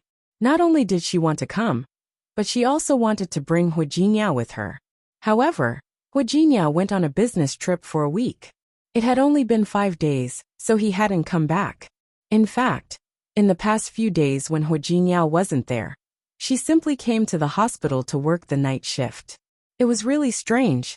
Hua Jingyao had only been with her for a few days, but she actually felt uncomfortable when he wasn't there these days. Thinking about how that man always liked to sleep with her in his arms, he said that it was to improve their relationship. If she struggled, he would scare her. He said that if she moved, he would do something to her.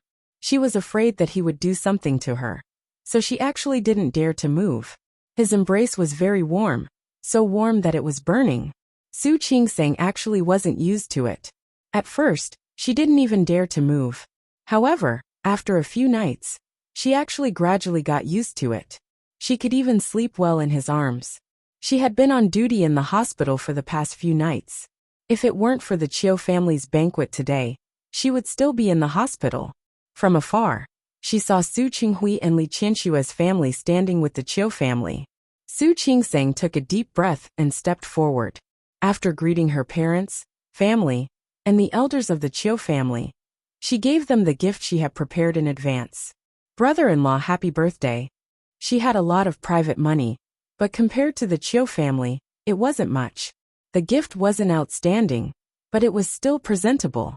Qiu Yanba took the gift from her hand. Thank you. Qingsang, you're welcome. It's good that you're here. It's my pleasure. Su Qingsang's expression was indifferent. If she really came empty-handed, she was afraid that Su Qinghui and Li Qianshua's expressions would be even worse. Su Peijian looked behind her and made sure that she had come alone. She smiled slightly. Why are you the only one here today? Didn't I ask you to bring brother-in-law? The word brother-in-law was a little emphasized. Su Qingsang glanced at her calmly. He's on a business trip, so he's not at home. What a coincidence. Su Peijian sneered. Didn't you say he lost his job? Why do we have to work overtime? When the word unemployment was mentioned, some of the people who were close to him began to look at each other in dismay. Seriously? The daughter of the Su family actually married an unemployed man? Su Qingsang's expression didn't change. The other people's gazes had nothing to do with her. After all, this group of people had nothing to do with her. He found a job. What company? What do you do? Su Peijian was aggressive. Perhaps he has dealings with our Su family's company. We can also help him and see what opportunities we can offer him. Don't you think so? Su Qingsang didn't like Su Peijian's arrogant attitude, but after so many years, she had gotten used to it. who asked her to be a legitimate daughter of a wealthy family, while she was just an illegitimate daughter. In the past, she had never responded, but this time, she felt a little uncomfortable because of Su Peijian's altruistic tone. She couldn't help but respond. There's no need. Jin Yao is a very thoughtful person. I believe he will do a good job. Even if Hua Jinyao's work was mediocre, Su Qingseng wouldn't disrespect him on such an occasion. What's more, she thought about the scene when he stood up for her in the hospital. And the few times before. A man like him could be considered responsible, right? Chapter 64. Qiu Yanba was surprised to see Su Qingseng's defense of Hua Jinyao. Su Qingseng had been living on campus for a long time and moved out. He didn't have much contact with her. When they met, she was always like a shadow. It was the first time she spoke up for another man. Qiu Yanba narrowed his eyes and saw the protective look on Su Qingseng's face. His gaze was meaningful. After Su Qingseng said this, she suddenly remembered that Hua Jinyao hadn't contacted her since he posted the picture of the food. She couldn't tell what she was feeling. Was this person really that busy? Or, you talk big? Since you're so capable then. Su Peijian wanted to say something, but was interrupted by Li Qianxue. Okay, Peijian, you haven't greeted Old Master Li yet. Today was Qiu Yanba's birthday. Old Master Qiu was here. Because of him, Li Qianxue's father Old Master Li was also here. Old Master Li was old and had a stroke before. He had been recuperating in the countryside and rarely appeared in these social occasions. This time, he heard that it was his future grandson-in-law's birthday, so he specially came. Who was the most favored in the Su family? It was definitely not Su Yusen, the son of Su Qinghui and Li Qianxue, but Su Peijian. Li Qianxue, Old Master Li, and Su Qinghui all loved Su Peijian. This also led to Su Peijian's arrogant personality. Su Peijian was beautiful and had a good family background, almost flawless. If there was anything that was not perfect, it was Su Qingseng, her half-sister, who was born a few days later than her. Su Qingseng was the shame of the Su family. Because of this, Su Peijian and the Su family didn't like Su Qingseng. Su Qingseng knew that she was not liked, so she wouldn't take the initiative to get close to Old Master Li. But she didn't know if she was unlucky today. After Su Peijian and the others went to greet Old Master Li, someone came to find Su Qingseng and asked her to talk. Su Qingseng had seen Old Master Li a few times but not often. After all, her position in the Su family was awkward. The Li family was really one of the top families in Lin City. Old Master Li was very resourceful, but he only had one daughter, Li Qianxue. In his mind, Su Qinghui was not good enough for Li Qianxue. However, since Li Qianxue liked it, he had no choice but to agree. However, she didn't expect Su Qinghui to be so unreliable. Not long after they got married, he had an illegitimate daughter. Lin City's upper-class society laughed at him for nothing. He didn't know what Su Peijian had said, but his aged but spirited face broke into a faint smile. When Su Qingseng, who was approaching, saw this happy and harmonious scene, she restrained her aura a little more than before. Hello, Old Master Li. She was not qualified to call Old Master Li Grandpa, but that did not affect her attitude. He was neither servile nor overbearing. There was respect, but there was no intimacy. I heard that you have graduated from graduate school? Captain Li's expression was slightly cold. He rarely paid attention to the illegitimate daughter brought by his son-in-law. If he hadn't seen it from afar, he would have forgotten that there was such a person in the Su family. Yes. In fact, it had been almost a year since she graduated, and she had even obtained a medical qualification certificate. However, Old Master Li was not in Lin City, so it was not strange that he didn't know. You are 24 this year, right? Yes, Old Master Li. I am 25 this year. Su Qingseng didn't understand what Old Master Li wanted, and her eyes were a little vigilant. Chapter 65. As soon as he said that, everyone looked at Old Master Li. The others were shocked, but Su Qingseng also felt sad and helpless. She knew that when she got married, Old Master Li happened to go to the countryside to recuperate. She was not a proper granddaughter, so Old Master Li did not attend. However, she did not know that these people did not inform old Master Li. Well, she was not a member of the Li family. Why would she inform old Master Li? Seeing that she did not speak, old Master Li frowned. What? You don't want to? Although the son of his old friend had a small problem, the benefits were great. The other party agreed to give 5% of the company's shares as a betrothal gift, as long as he and the Li family were connected by marriage. Dad. Li Qianxue seemed to remember that she did not tell old Master Li about Su Qingsang's marriage. She is already married. What? Yes, Grandpa. Su Peijian did not expect that Grandpa would want to introduce someone to Su Qingsang. She is already married. Half a month ago. Old Master Li's face darkened. Why didn't anyone tell me about such a big thing? Su Qinghui cheated almost as soon as they got married, which made him very unhappy. After Su Qingsang was born, he was very angry. He even wanted Su Qinghui to send Su Qingsang to the orphanage. Su Qinghui came to beg him, and repeatedly promised that he would never let Su Qingsang threaten Su Peijian's position. He reluctantly agreed to raise such an unpresentable illegitimate daughter in the Su family. Su Peijian was engaged to Qiu Yanba. The two families were well matched, and they were childhood sweethearts. Old Master Li had thought about it for a long time. An illegitimate daughter like Su Qingsang had been raised by the Su family for so long, so he had to give something back. It was not that he was selfish and heartless. His only daughter married Su Qinghui, but he did not know how to cherish her, and had such a big illegitimate daughter. In this case, he did not need to be too polite to Su Qinghui. Moreover, the family he chose was good in all aspects. Except for that small problem, it could be said that Su Qingsang had a higher social status. Which family is the kid from? Su Qingsang kept her head down and treated herself as an outsider. And Su Peijian very enthusiastically helped her introduce the situation to old Master Li. Old Master Li did not say anything, and no one knew what he meant. Hua. Which respectable family in Lin City had such a surname? Old Master Li turned to Li Qianxue. Li Qianxue glanced at her nominal daughter, then quickly turned her eyes to old Master Li. Dad, it is rare for you to come. There are so many people, and you must be tired. Su Master Li. She didn't like Su Qingsang, but she would never lower herself to make things difficult for an illegitimate daughter. As for Su Peijian, sometimes she couldn't take it anymore and liked to talk, so she just let her be. Qingsang, since you're already married, you should give up on your side. Our Li clan doesn't need to rely on marriage to achieve any goals anyway. The Li family and the Qiu family were marrying each other because they were well matched in terms of social status. Su and Su Li Qiu Su liked Su. As for Su Qingsang, as long as she wasn't a threat to Su Peijian, she naturally wouldn't make things difficult for her. If she hadn't agreed, Su Qingsang wouldn't have been able to get the things that Su Qinghui had given her.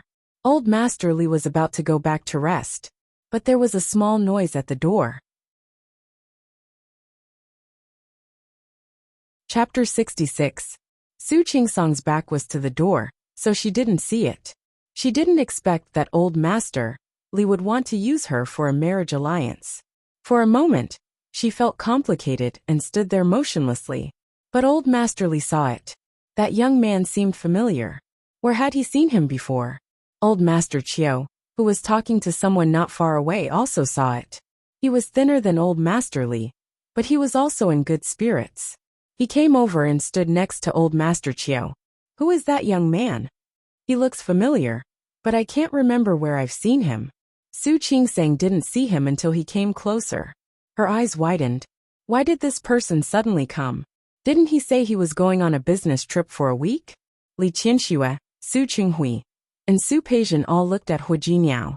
Hua Jinyao walked straight to Su Qingsang, as if he didn't see them. He reached out and hugged her tightly. Honey, I'm back. In public, Su Qingsang was caught off guard by Hua Jinyao's hug. She was stunned. She felt more and more uncomfortable when she met the eyes of the Su family, the Li family, and the Qiu family. I missed you so much. Hua Jinyao kissed Su Qingsang's face as he spoke. Did you miss me? She didn't. No, he didn't miss her. He hadn't called or texted her for so many days. How could he say he missed her? Who would believe that? You didn't miss me? Then I'm going to be sad. Hua Jingyao held his heart with one hand and looked hurt. Qing sang, I'm so sad that you didn't miss me. Stop it. His voice wasn't loud, but everyone was staring at them. No matter how quiet he was, they heard him. Su Qingsang tugged at his arm. There are elders here. He gave her the same. Hua Jingyao seemed to see everyone else in the room now. However, he didn't look embarrassed at all. He waved to them and said, Sorry. Absence makes the heart grow fonder. I believe you all understand, right? The corner of Li Qianshua's mouth twitched. Su Qinghui also looked strange. Why was this person so unreliable? Hua Jingyao. Su Qingsang called him in a low voice and then introduced him. Hua Jingyao greeted the elders very generously. Hello, Old Master Li. Hello, Old Master Qiu, I'm Hua Jingyao. After a round of greetings, he took out a small box from his pocket. I can tell that today is Boss Chow's birthday. Congratulations. Thank you. Qiu Yanba took the gift from her hand. You're very kind. Old Master Qiu looked at this man with an extraordinary temperament. He could tell at a glance that he was not someone to be trifled with. And then looked at Qiu Yanba. The man Su Qingsang was looking for was him? Why did he think he looked familiar? Hua. With a flash of inspiration in his mind, Old Master Qiu seemed to have thought of it. Mr. Hua looks familiar to me. What's your relationship with the Hua family in Rong City? When he mentioned the Hua family in Rong City, Old Master Li also remembered. Both of them looked at Hua Jingyao. Not only them, but even Su Qingsang was getting nervous. Isn't Hua Jingyao an ordinary person? How could it be related to the Hua family in Rong City? Even with her status, she had heard of such an illustrious family in Lin City. Li Qianxue and Su Qinghui also looked at him. The Hua family in Rong City? How could it be? Hua Jingyao raised his eyebrows and looked at the group of people staring at him, as if he was a monkey. His eyes were half closed, but his expression was puzzled. Chapter 67. Su Qingsang wasn't surprised by his answer. The Hua family in Rong City was a family that even the Li family couldn't compare to. The descendants of the Hua family had their own people in the military, politics, and business. The current head of the Hua family, Hua Mingguang, did not participate in politics, but he was the leader of the Hua family. If Hua Jingyao really had something to do with the Hua family in Rong City, why would he marry her? After all, if he was a descendant of the Hua family, what kind of woman couldn't he have? How could this be? Old Master Li had worked with the Hua family in Rong City. Why did he feel that the head of the Hua family looked somewhat similar to Hua Jingyao in front of him? Old Master Li and Old Master Qiu looked at each other. Both of them were doubtful. Hua Jingyao didn't seem to notice their gazes. He just stared at Su Qingsang and said, Honey, I'm so hungry. Su Qingsang felt goosebumps all over her body again. It's not a banquet today. The banquet should have started, right? Hua Jingyao glanced at Qiu Yanba as he spoke. Or did Mr. Qiu not prepare our food? Qiu Yanba almost couldn't hold it in anymore. How could that be? The banquet is about to start. This way, please. Honey. Hua Jingyao put his arm around Su Qingsang's shoulder and said, I'm really hungry. You don't know how terrible the food on the plane is, so I rushed here as soon as I got off the plane. Actually, you can. It was just Qiu Yanba's birthday that he wasn't here. It's okay. How can I not come when there's good food? Hua Jingyao purposely whispered into Su Qingsang's ear. Besides, I gave you a gift. That gift cost me half a month's salary. Su Qingsang didn't hear what he said clearly. She only felt his sudden approach, and his hot breath was right next to her ear. She shrunk her neck awkwardly, which made Hua Jingyao move closer to her. I'm really hungry. He didn't care about what he said, but the Qiu clan, Li clan, and Su clan behind him all heard it. How was this behaving like a descendant of the Hua clan? Old Master Li let out a sigh of relief. If Su Qingsang was really connected to the Hua family, then he would have to re-evaluate his nominal granddaughter. Let's go. The banquet began. This way, please. Old Master Qiu led Old Master Li's family to the seat of honor with his son and daughter. She didn't get rid of Hua Jinyao's hand on her shoulder until she sat down. This table was not the main table, so there was no one there. However, she knew all the people sitting next to her. Sung Weiqiang, Luo Haonan's sister Luo Maishan. Song Yangjia and his sister Song Yoha. Chang Ningning, her brother Chang Qiuhai and Wu Ran. This group of people were all friends with Qiu Yanba. Su Qingsang hadn't attended their gatherings, but she knew about their circle. Hua Jinyao really knew how to pick a seat. He had picked such a good seat to sit in. However, what happened next was very strange. When the banquet started, Hua Jinyao and Su Qingsang sat on the same side, but no one sat on the same side. Even though there were a few empty seats on the table, there was not a single person there. Su Qingsang unintentionally looked back and found Luo Haonan's smug look. She sighed in her heart. If she remembered correctly, Luo Haonan, who came from a good family, also liked Su Peijian. She turned her face to look at Hua Jinyao. He was not at all unaccustomed to the fact that no one sat on this seat. Instead, he looked at her with a strange expression. Chapter 68. The dishes began to be served. Hua Jinyao took her bowl, scooped a bowl of soup for her, and placed it in front of her. Come, have some soup. You have to eat more. We gave you a gift. Su Qingsang finally had a smile on her face. She didn't know what to do with this person. Stop fooling around. If others knew, they would think that he came from a slum. Really? Hua Jinyao looked serious. Let me ask you, did you also give a gift just now? Yes. Look, you gave a gift, and so did I. Wouldn't it be a loss if we don't eat more? Su Qingsang looked at Hua Jinyao and couldn't help but laugh. She really couldn't do anything about him. Why was this person so funny? Okay, let's eat more. There was no one else at this table anyway. The two of them didn't care about their image. Although they didn't wolf down the food, they were definitely not gentle. Old Master Li, who was sitting at the head table, glanced at them from afar and finally felt relieved. He didn't want to be enemies with the Hua family. If possible, he had to be on good terms. It seemed that Hua Jinyao really didn't have anything to do with the Hua family. This was good. As for Su Qingsang, since she was married, there was nothing to guard against Su Peijian, so let her be. The Li family wasn't such a harsh family. Su Qingsang didn't know what others were thinking. With so many people looking at her as if she were a monster, under Hua Jinyao's encouragement, she really ate a little more than usual. When she walked out of the hotel, she touched her stomach and looked at Hua Jinyao with some suspicion. It's all your fault. What happened to me? I ate too much. If it weren't for him picking up food for her and persuading her to eat back, she wouldn't have been so stubborn. How could she be so stubborn? Really? Hua Jinyao stopped and suddenly reached out to touch her lower abdomen. Let me help you rub it. Don't. Su Qingsang couldn't stop him. Hua Jinyao's hand had already reached out. His palm was wide and warm. It was hot now. Through a thin layer of clothes, Su Qingsang could clearly feel the feeling of his hand on her abdomen. Blushing, she took a step back uncomfortably. Stop it. Now that the banquet was over, many people were walking out. Hua Jinyao held her hand. What did I do? Didn't you say that you were too full? Hua Jinyao. It's okay, honey. Let's go for a walk. It'll help with digestion. No. This place was a little far from her apartment. She still had to get her car and hurry home. I still have to work tomorrow. There's no hurry.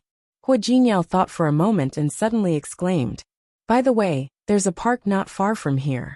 It's still early. Let's go there for a walk, then come back and drive. Su Qingsang really didn't want to go. She had always been a homebody. No. Afraid that he would insist on taking her for a walk in the park, she tried to change the topic. Aren't you tired? Go back and rest early. Honey, are you worried about me? Hua Jinyao hugged her without waiting for her answer. Honey, you're worried about me. You're the best. I'm the one. Who cares about him? Su Qingsang did not want to admit it. However, Hua Jinyao didn't know how to keep a low profile at all. He picked her up and kissed her hard on the lips. Su Qingsang could already see the eyes of the people around her. She blushed for a moment. Put me down. My wife is so nice. Hua Jinyao kissed her face again. Honey, I'm not tired. I'm really not tired. I still have the strength to walk with you. After thinking for a moment, he added eagerly. Not to mention a walk. Even if you want me to fight with you for 7 rounds, I can still cooperate. Really? Chapter 69. Huo couldn't this person be more serious? What's wrong with me? Huo looked at her innocently. I said I can still play 7 rounds with you. What are you thinking about? Su Qingseng glared at him, turned around and left. Look at you. Why are you angry? You can tell me if you don't know how to play chess. Huo seemed to be addicted to teasing her. Go away. He clearly remembered the look in his eyes, and what he meant just now. That was, Huo followed behind her to hold her hand. She broke free, and he pulled her again. Finally, he held her hand and moved closer to her ear. Are you thinking about something embarrassing? Don't worry. I can satisfy you too. Huo.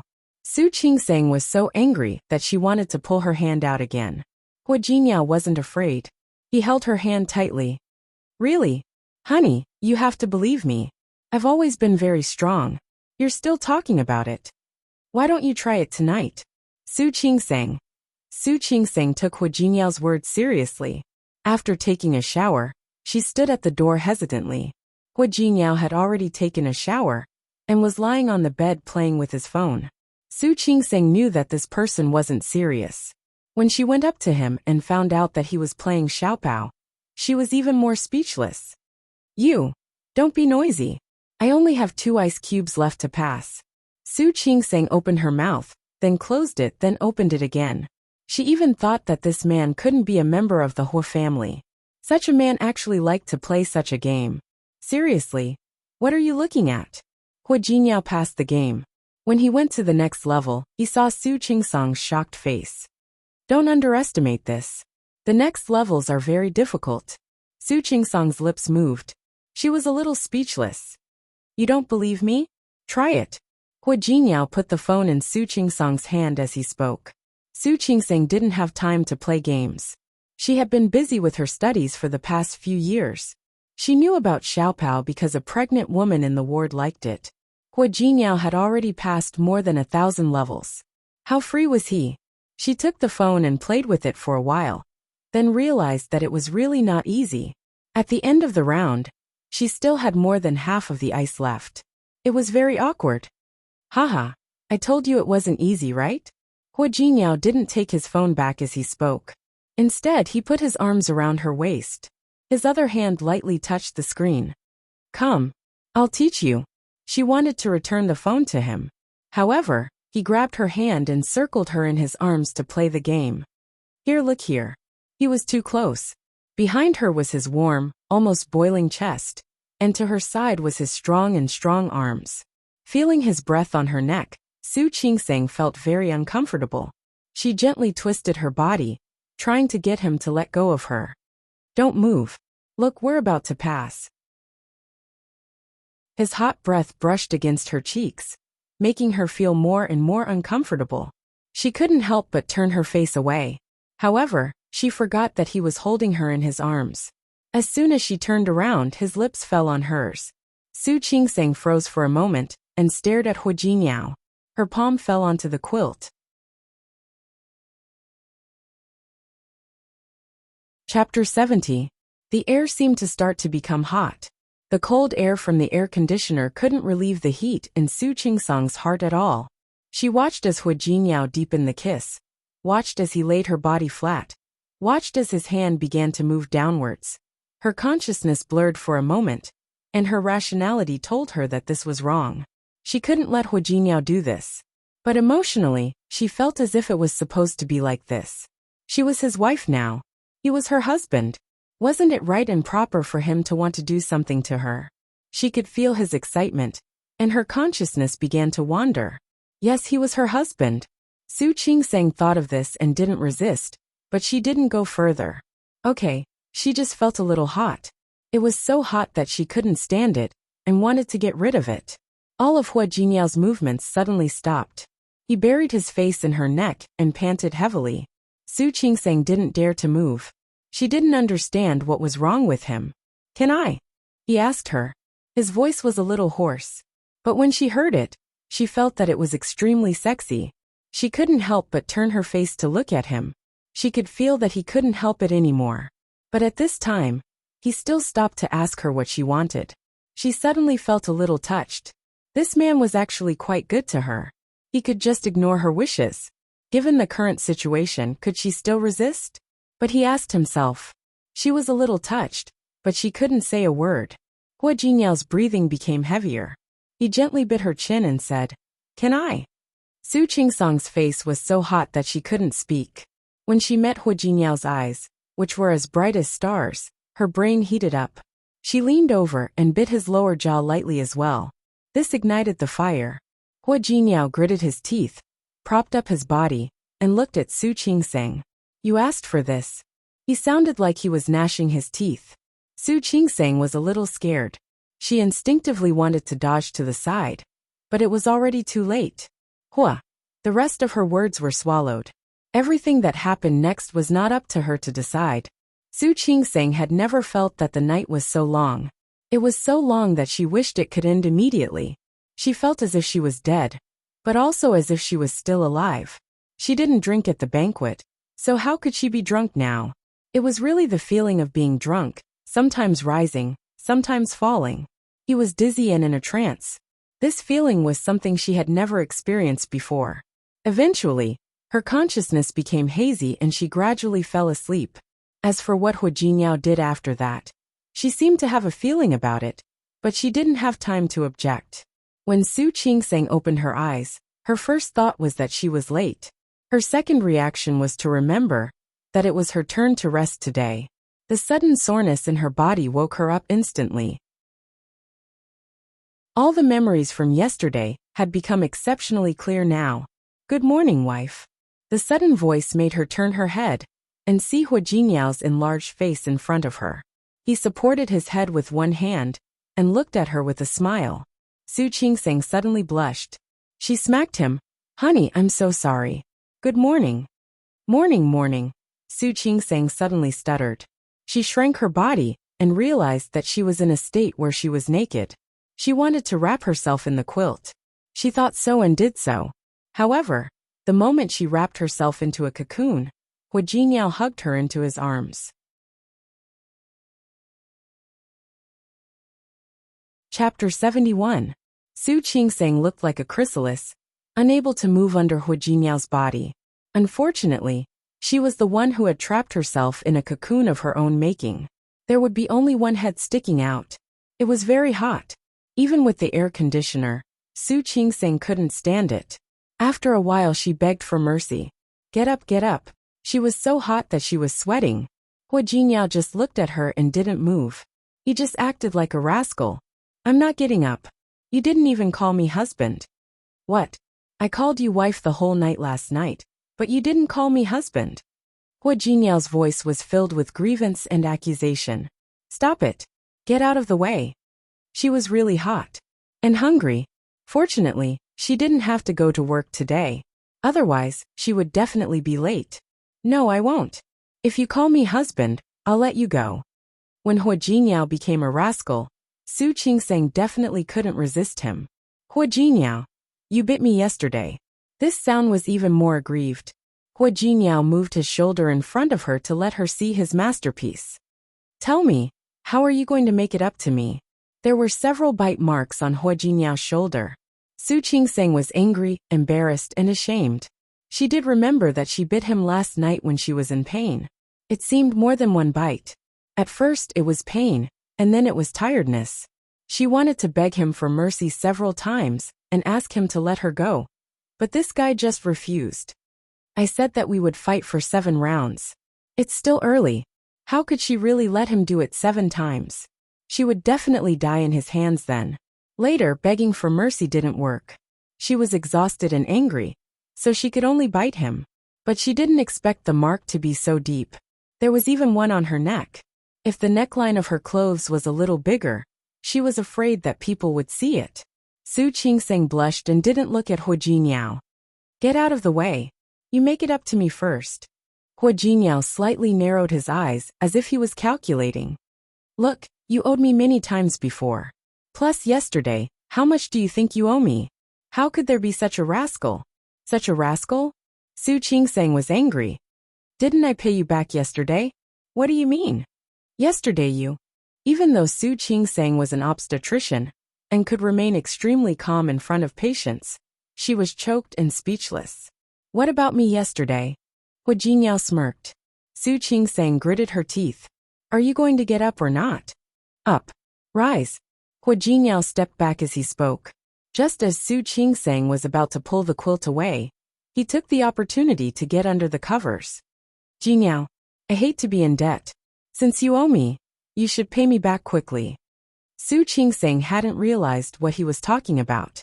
She foolishly followed his words and said, I did it yesterday. Yes, you did. I haven't. Hua Jinyao leaned against her. I paid you back for yesterday and today. Today's and tomorrow's. I don't want you to return it. What kind of nonsense was this? Why did he bring her in? I think it's still. With these 3 words, Hua Jinyao sealed his lips with a kiss. Su Qing-sang couldn't fight back. She turned into fine sand on the beach, was swept up by the waves, and was washed ashore. Huge waves surged, rolling up boundless waves and bringing up countless fine sand. Su Qing-sang and Hua Jinyao fooled around until it was almost noon. She was starving and had no strength. Hua Jinyao was also aware of what he had done, so he called someone to deliver food. Su Qing-sang ate some food and took a nap. She didn't wake up until it was almost evening. Feeling a little better, she was thinking about whether she should sleep for a while, only to find that Hua Jinyao was not there. She slightly frowned and looked at the empty room. She was momentarily disappointed. She thought that he would be guarding her. Chapter 72. Hua Jinyao was completely different from his usual carefree self. Su Qing-sang was a little curious. She even forgot about the discomfort in her body and walked towards the balcony. Hua Jinyao turned his face sideways and didn't see her approach. The news on the other end of the phone made his face turn ugly. His face was cold, and his voice was lower than usual. There's no room for negotiation. If they didn't agree, then he would change to another one. We can see who will be at a disadvantage. Don't bring her up to pressure me. If you want to follow her, I don't mind. After saying this, the glass door was pulled open. Su Qing-sang walked out. Hua Jinyao was stunned. His fingers reacted first and hung up the phone. You're up? Yes. Su Qing-sang's voice was a little hoarse when she spoke. Realizing the reason, she felt uncomfortable. Who are you calling? She didn't want to think about the previous scene, nor did she want to think about what this guy had done to her. Su Qing-sang changed the subject. Nothing, just someone from the company. Someone from the company? Why do you look so angry? She didn't hear it clearly, but she could tell from her expression. It's okay, Hua Jinyao said. There's something wrong with the contract we signed a few days ago. Don't worry, I can handle it. Su Qing-sang didn't know much about these things, so she didn't ask. As long as it can be solved. She wanted to say that he could tell her if he needed any help, but she remembered that there was nothing she could do to help. He didn't say anything else.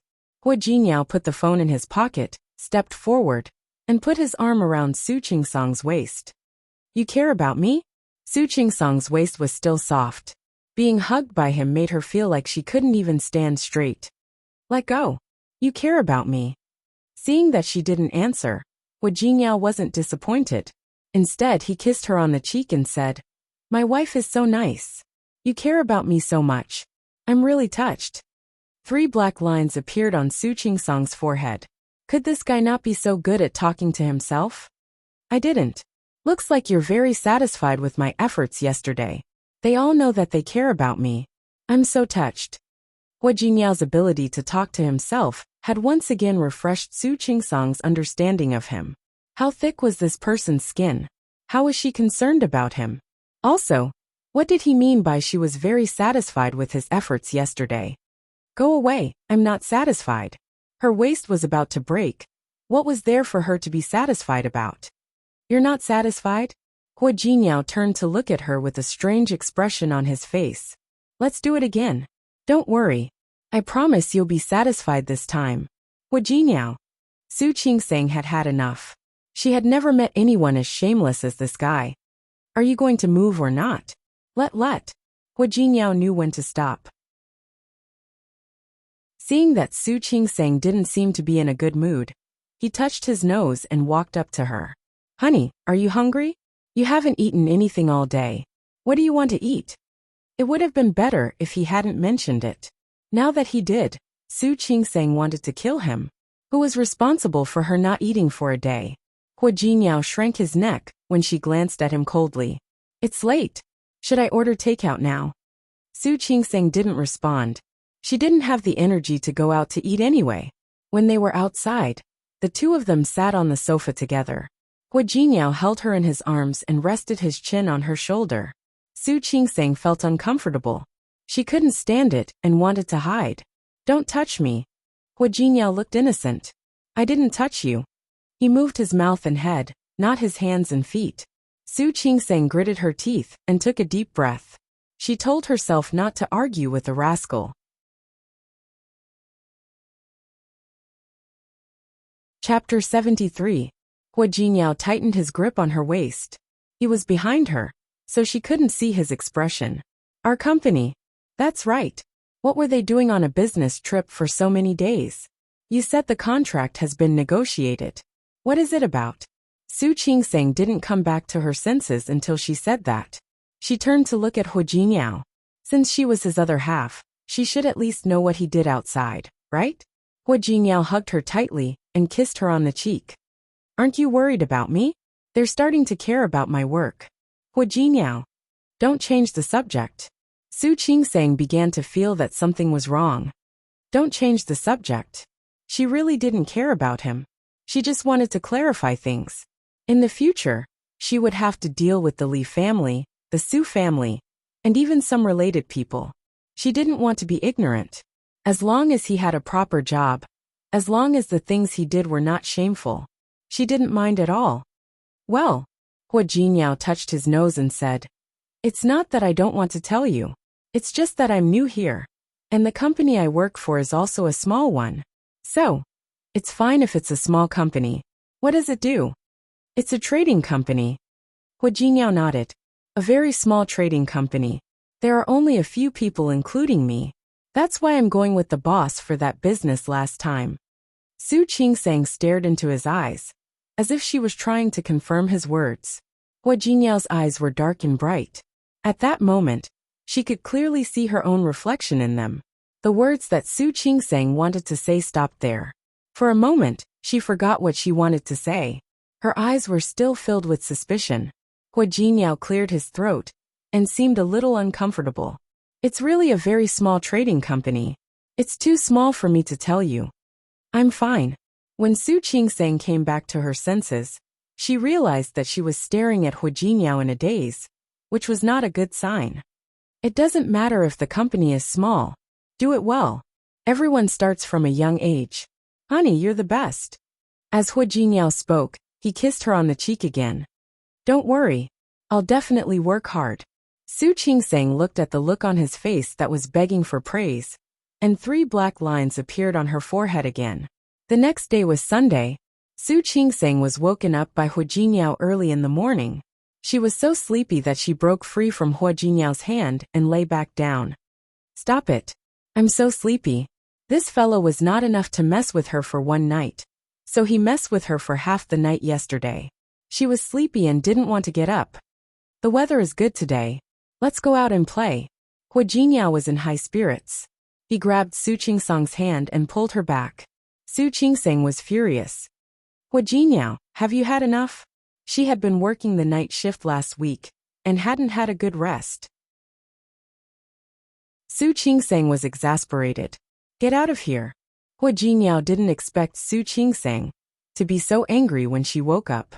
He was momentarily stunned. Su Qingsang ignored him, turned over, and went back to sleep. Hua Jinyao stared at her back for a while, then finally walked out quietly. She fell into a much deeper sleep than before. When she woke up, she felt someone holding her hand. Su Qingsang instinctively wanted to pull her hand back, but she felt something strange in her hand. Chapter 74. She didn't know when a diamond ring had appeared on her hand. Hua Jinyao thought that the ring she had randomly picked out was ugly, so he had thrown it into a corner after the incident. And now he was holding her hand with one hand and slipping the ring on her finger with the other. "You're awake." Hua Jingyao looked like he was asking for credit. Su Qingseng blinked and looked at the diamond ring. She couldn't come back to her senses for a moment. The ring looked like it was at least 5 carats, right? The pink diamond was cut into the shape of a heart. The design was simple and elegant, and it shone brightly in the room. Su Qingseng blinked again and asked, "Did you buy it? Do you like it?" Hua Jingyao asked again. Su Qingseng sat up, raised her hand, and looked at it for a long time. She still couldn't believe it. "Did you buy it?" "Aha!" Hua Jinyao's face was full of flattery. How much did it cost? Although she was the illegitimate daughter of the Su family, she wasn't ignorant. Not much. Only a few tens of millions. However, he felt that it was still a little small. It wasn't the right time to say that. How much is not much? Just a few thousand. Hua Jinyao looked at Su Qingseng and suddenly held her hand. "You don't think it's real, do you? Isn't it? The quality of this diamond looked so good. Could it be fake?" "Of course not." Hua Jinyao grinned, showing his white teeth. "It's fake." "Fake?" "Yes." Hua Jinyao sounded a little guilty when he said that. "It only cost a few thousand." "A few thousand?" Su Qingseng raised her hand and looked at the diamond ring. She couldn't believe that it was only a few thousand. "Honey." Hua Jinyao put his arm around her waist. "Although it only cost a few thousand, it took me a long time to pick it out. After all, there aren't many rings that are so realistic and beautiful. Indeed, it was so fake that it looked like the real one. No wonder so many people couldn't tell the difference. It's only a few thousand, but it still cost me half a month's salary." Hua Jinyao moved his face closer to hers. "Honey, you won't mind that I bought you a fake ring, will you?" "Why would I?" Su Qingseng didn't like jewelry very much. "I can't wear this often. I need to go to work." When entering the operating room, he was not allowed to wear any jewelry. "I know, but I want you to wear it normally. Only by wearing it all the time could those ignorant people see clearly that she was taken." "All right. I got it." As she spoke, Su Qingseng was about to take off the ring, but Hua Jinyao quickly held her hand. "What are you doing?" "Nothing." Su Qingseng looked at him with confusion. "I have to do the laundry and tidy up the room later. Take it off first." "No need." Hua Jinyao smiled and said, "Your hands are so beautiful. How could I let you clean up the room? I've already called the hourly worker. She'll be here soon." Su Qingseng looked at him. She had no problem with hiring part-time workers. When she was busy, she didn't have time to take care of the cleanliness of the house. However, Hua Jinyao's arrangement surprised her. Normally, this guy had just found a job. Even if he didn't lack money, shouldn't he be frugal? But he bought a gift for Qiu Yanba and a diamond ring for her as a gift when he returned home last time. That would make him stop her when she said she wanted to do something. Although he was good to her, why did she feel that something was wrong? "All right, you're awake now. Let's go eat." Hua Jinyao reached out to pull her up. Su Qingseng looked at his hands.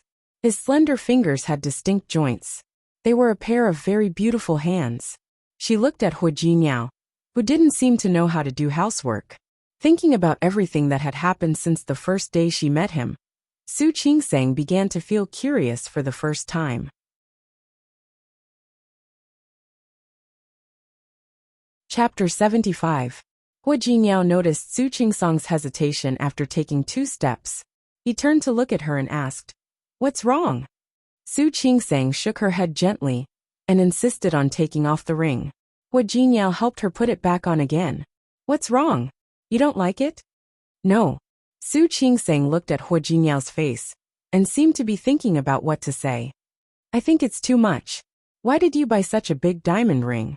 Didn't you think about how ostentatious it is? Whether the ring was real or fake, it was too ostentatious to wear." Hua Jinyao scratched his head and said, "Don't you women like the bigger the ring, the better? The brighter the diamond, the better?" It was not easy to find such a big pink diamond with such a good color. She didn't like it at all? Who said that? Su Qingseng didn't want to argue with him. "Okay, I've received your kind intentions. I'd better put this away." It's really not suitable.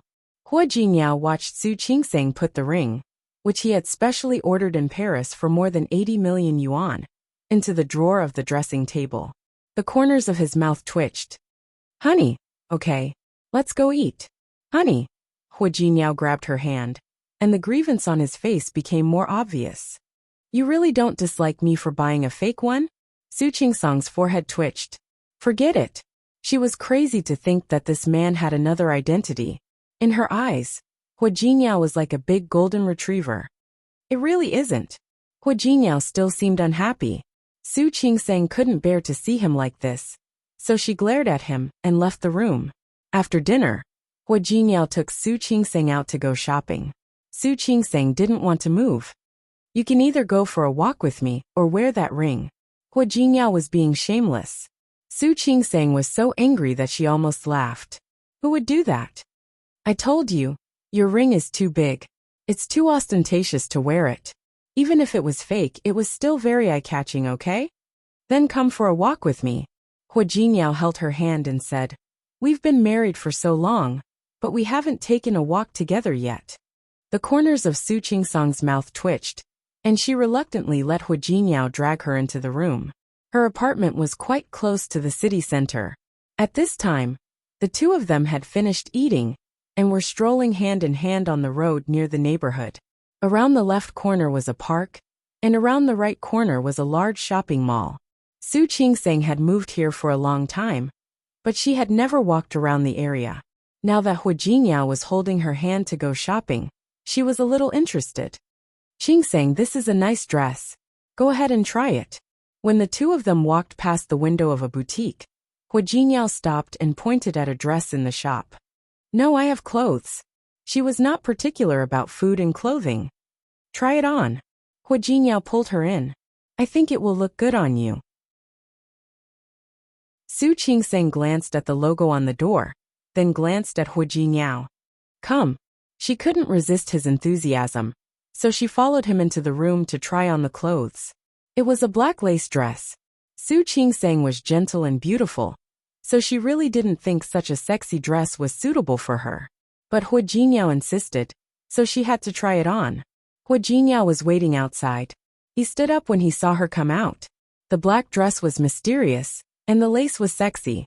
The combination of the two made Su Qingseng look completely different from before. I'll take this one. Hua Jingyao looked at her with admiration. Su Qingseng turned around uncomfortably and looked at Hua Jingyao in the mirror. Does it really look good? The dress was too tight, and she was not used to it. Very good. The shop assistant agreed with Hua Jingyao's words. He took out another dress and handed it to her. Try this one on too. I don't think that's necessary. The dress was bright red. Su Qingseng never liked to wear too colorful clothes. Try it on. It's free anyway. Chapter 76. Noticing that Su Qingseng was looking at him, he shoved the dress into her hands.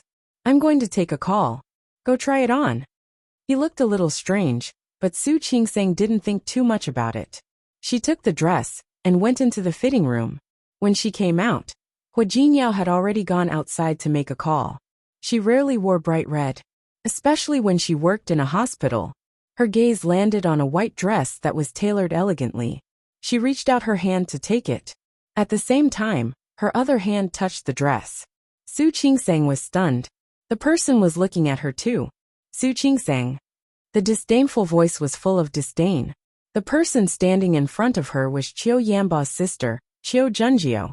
Su Qingseng didn't see Qiu Junjiu at the Qiu family's banquet the day before yesterday. She heard that she was abroad. Was she back now? There was another woman standing next to Qiu Junjiu. She was quite pretty with delicate makeup.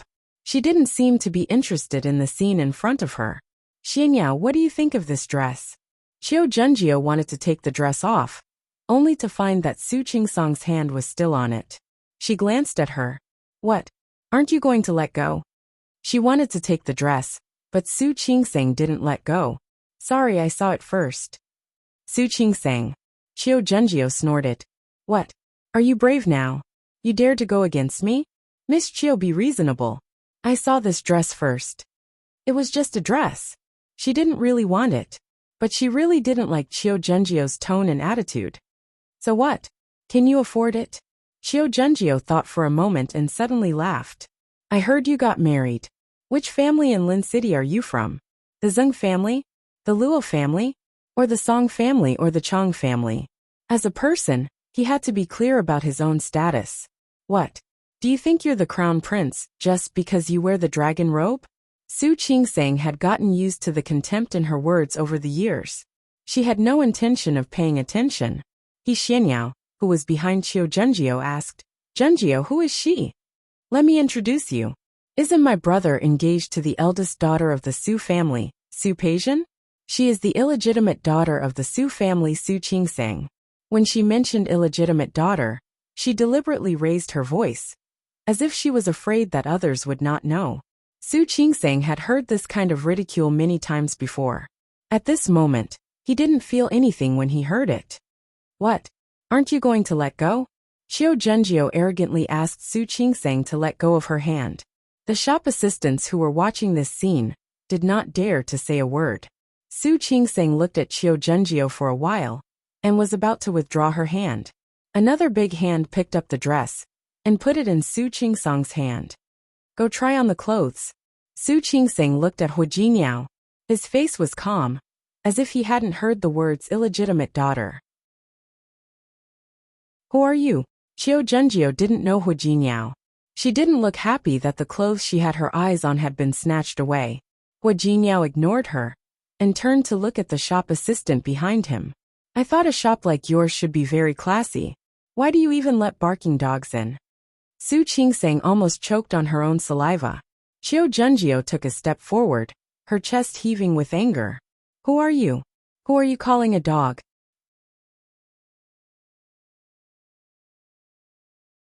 Chapter 77. Su Qingsang was speechless. She had already seen Hu Jinyao's fighting ability. His mouth was so sharp that she couldn't even handle it sometimes. It felt good to see Chiu Junjio's flustered and exasperated look. She realized that she seemed to have changed. Go try on the clothes. Hu Jinyao completely ignored the furious Chiu Junjio. Wrap them up if you like them. Who are you? It was the first time Chiu Junjio had encountered such a situation. She was furious. Who are you? What does it have to do with you? What does it have to do with me? You are barking at my wife. What if you scare her? Su Qingsang wanted to laugh again because of the word barking. Looking at Chiu Junjio's almost twisted face, she hid her smile by lowering her head. If Chiu Junjio saw her laughing at her, she was afraid that she would be in big trouble. She really didn't want to confront her for the time being. Your wife.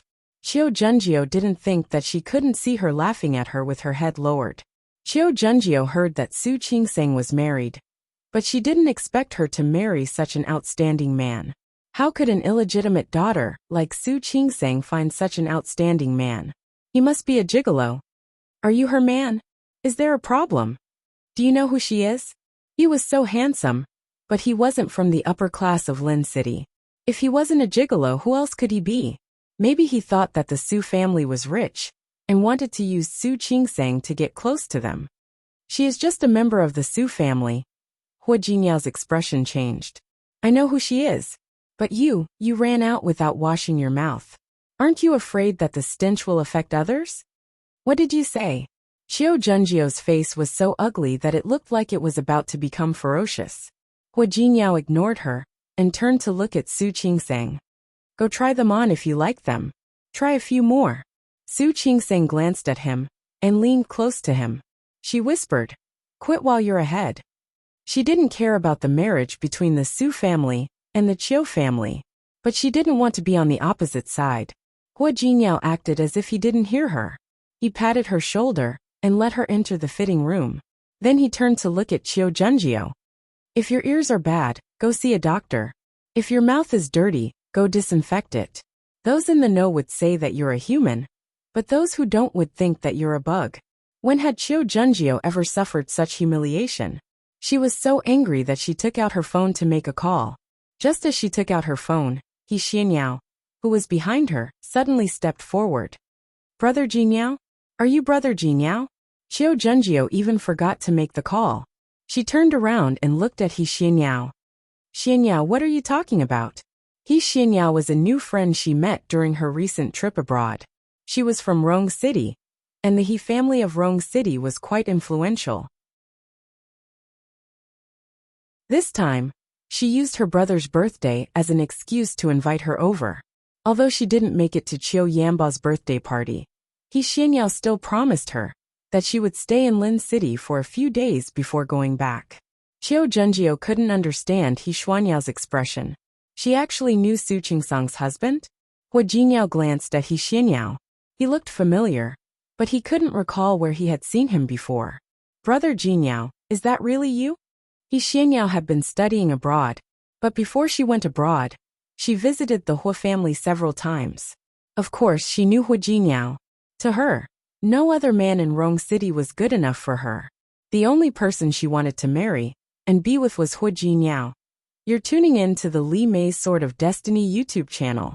We're so grateful for your support, and don't forget to subscribe to join us on this incredible journey through captivating stories. Your generosity through donations truly makes a world of difference, as it's the primary source of revenue that allows me to expand and enhance this channel for you. Thank you from the bottom of my heart for being a part of this adventure.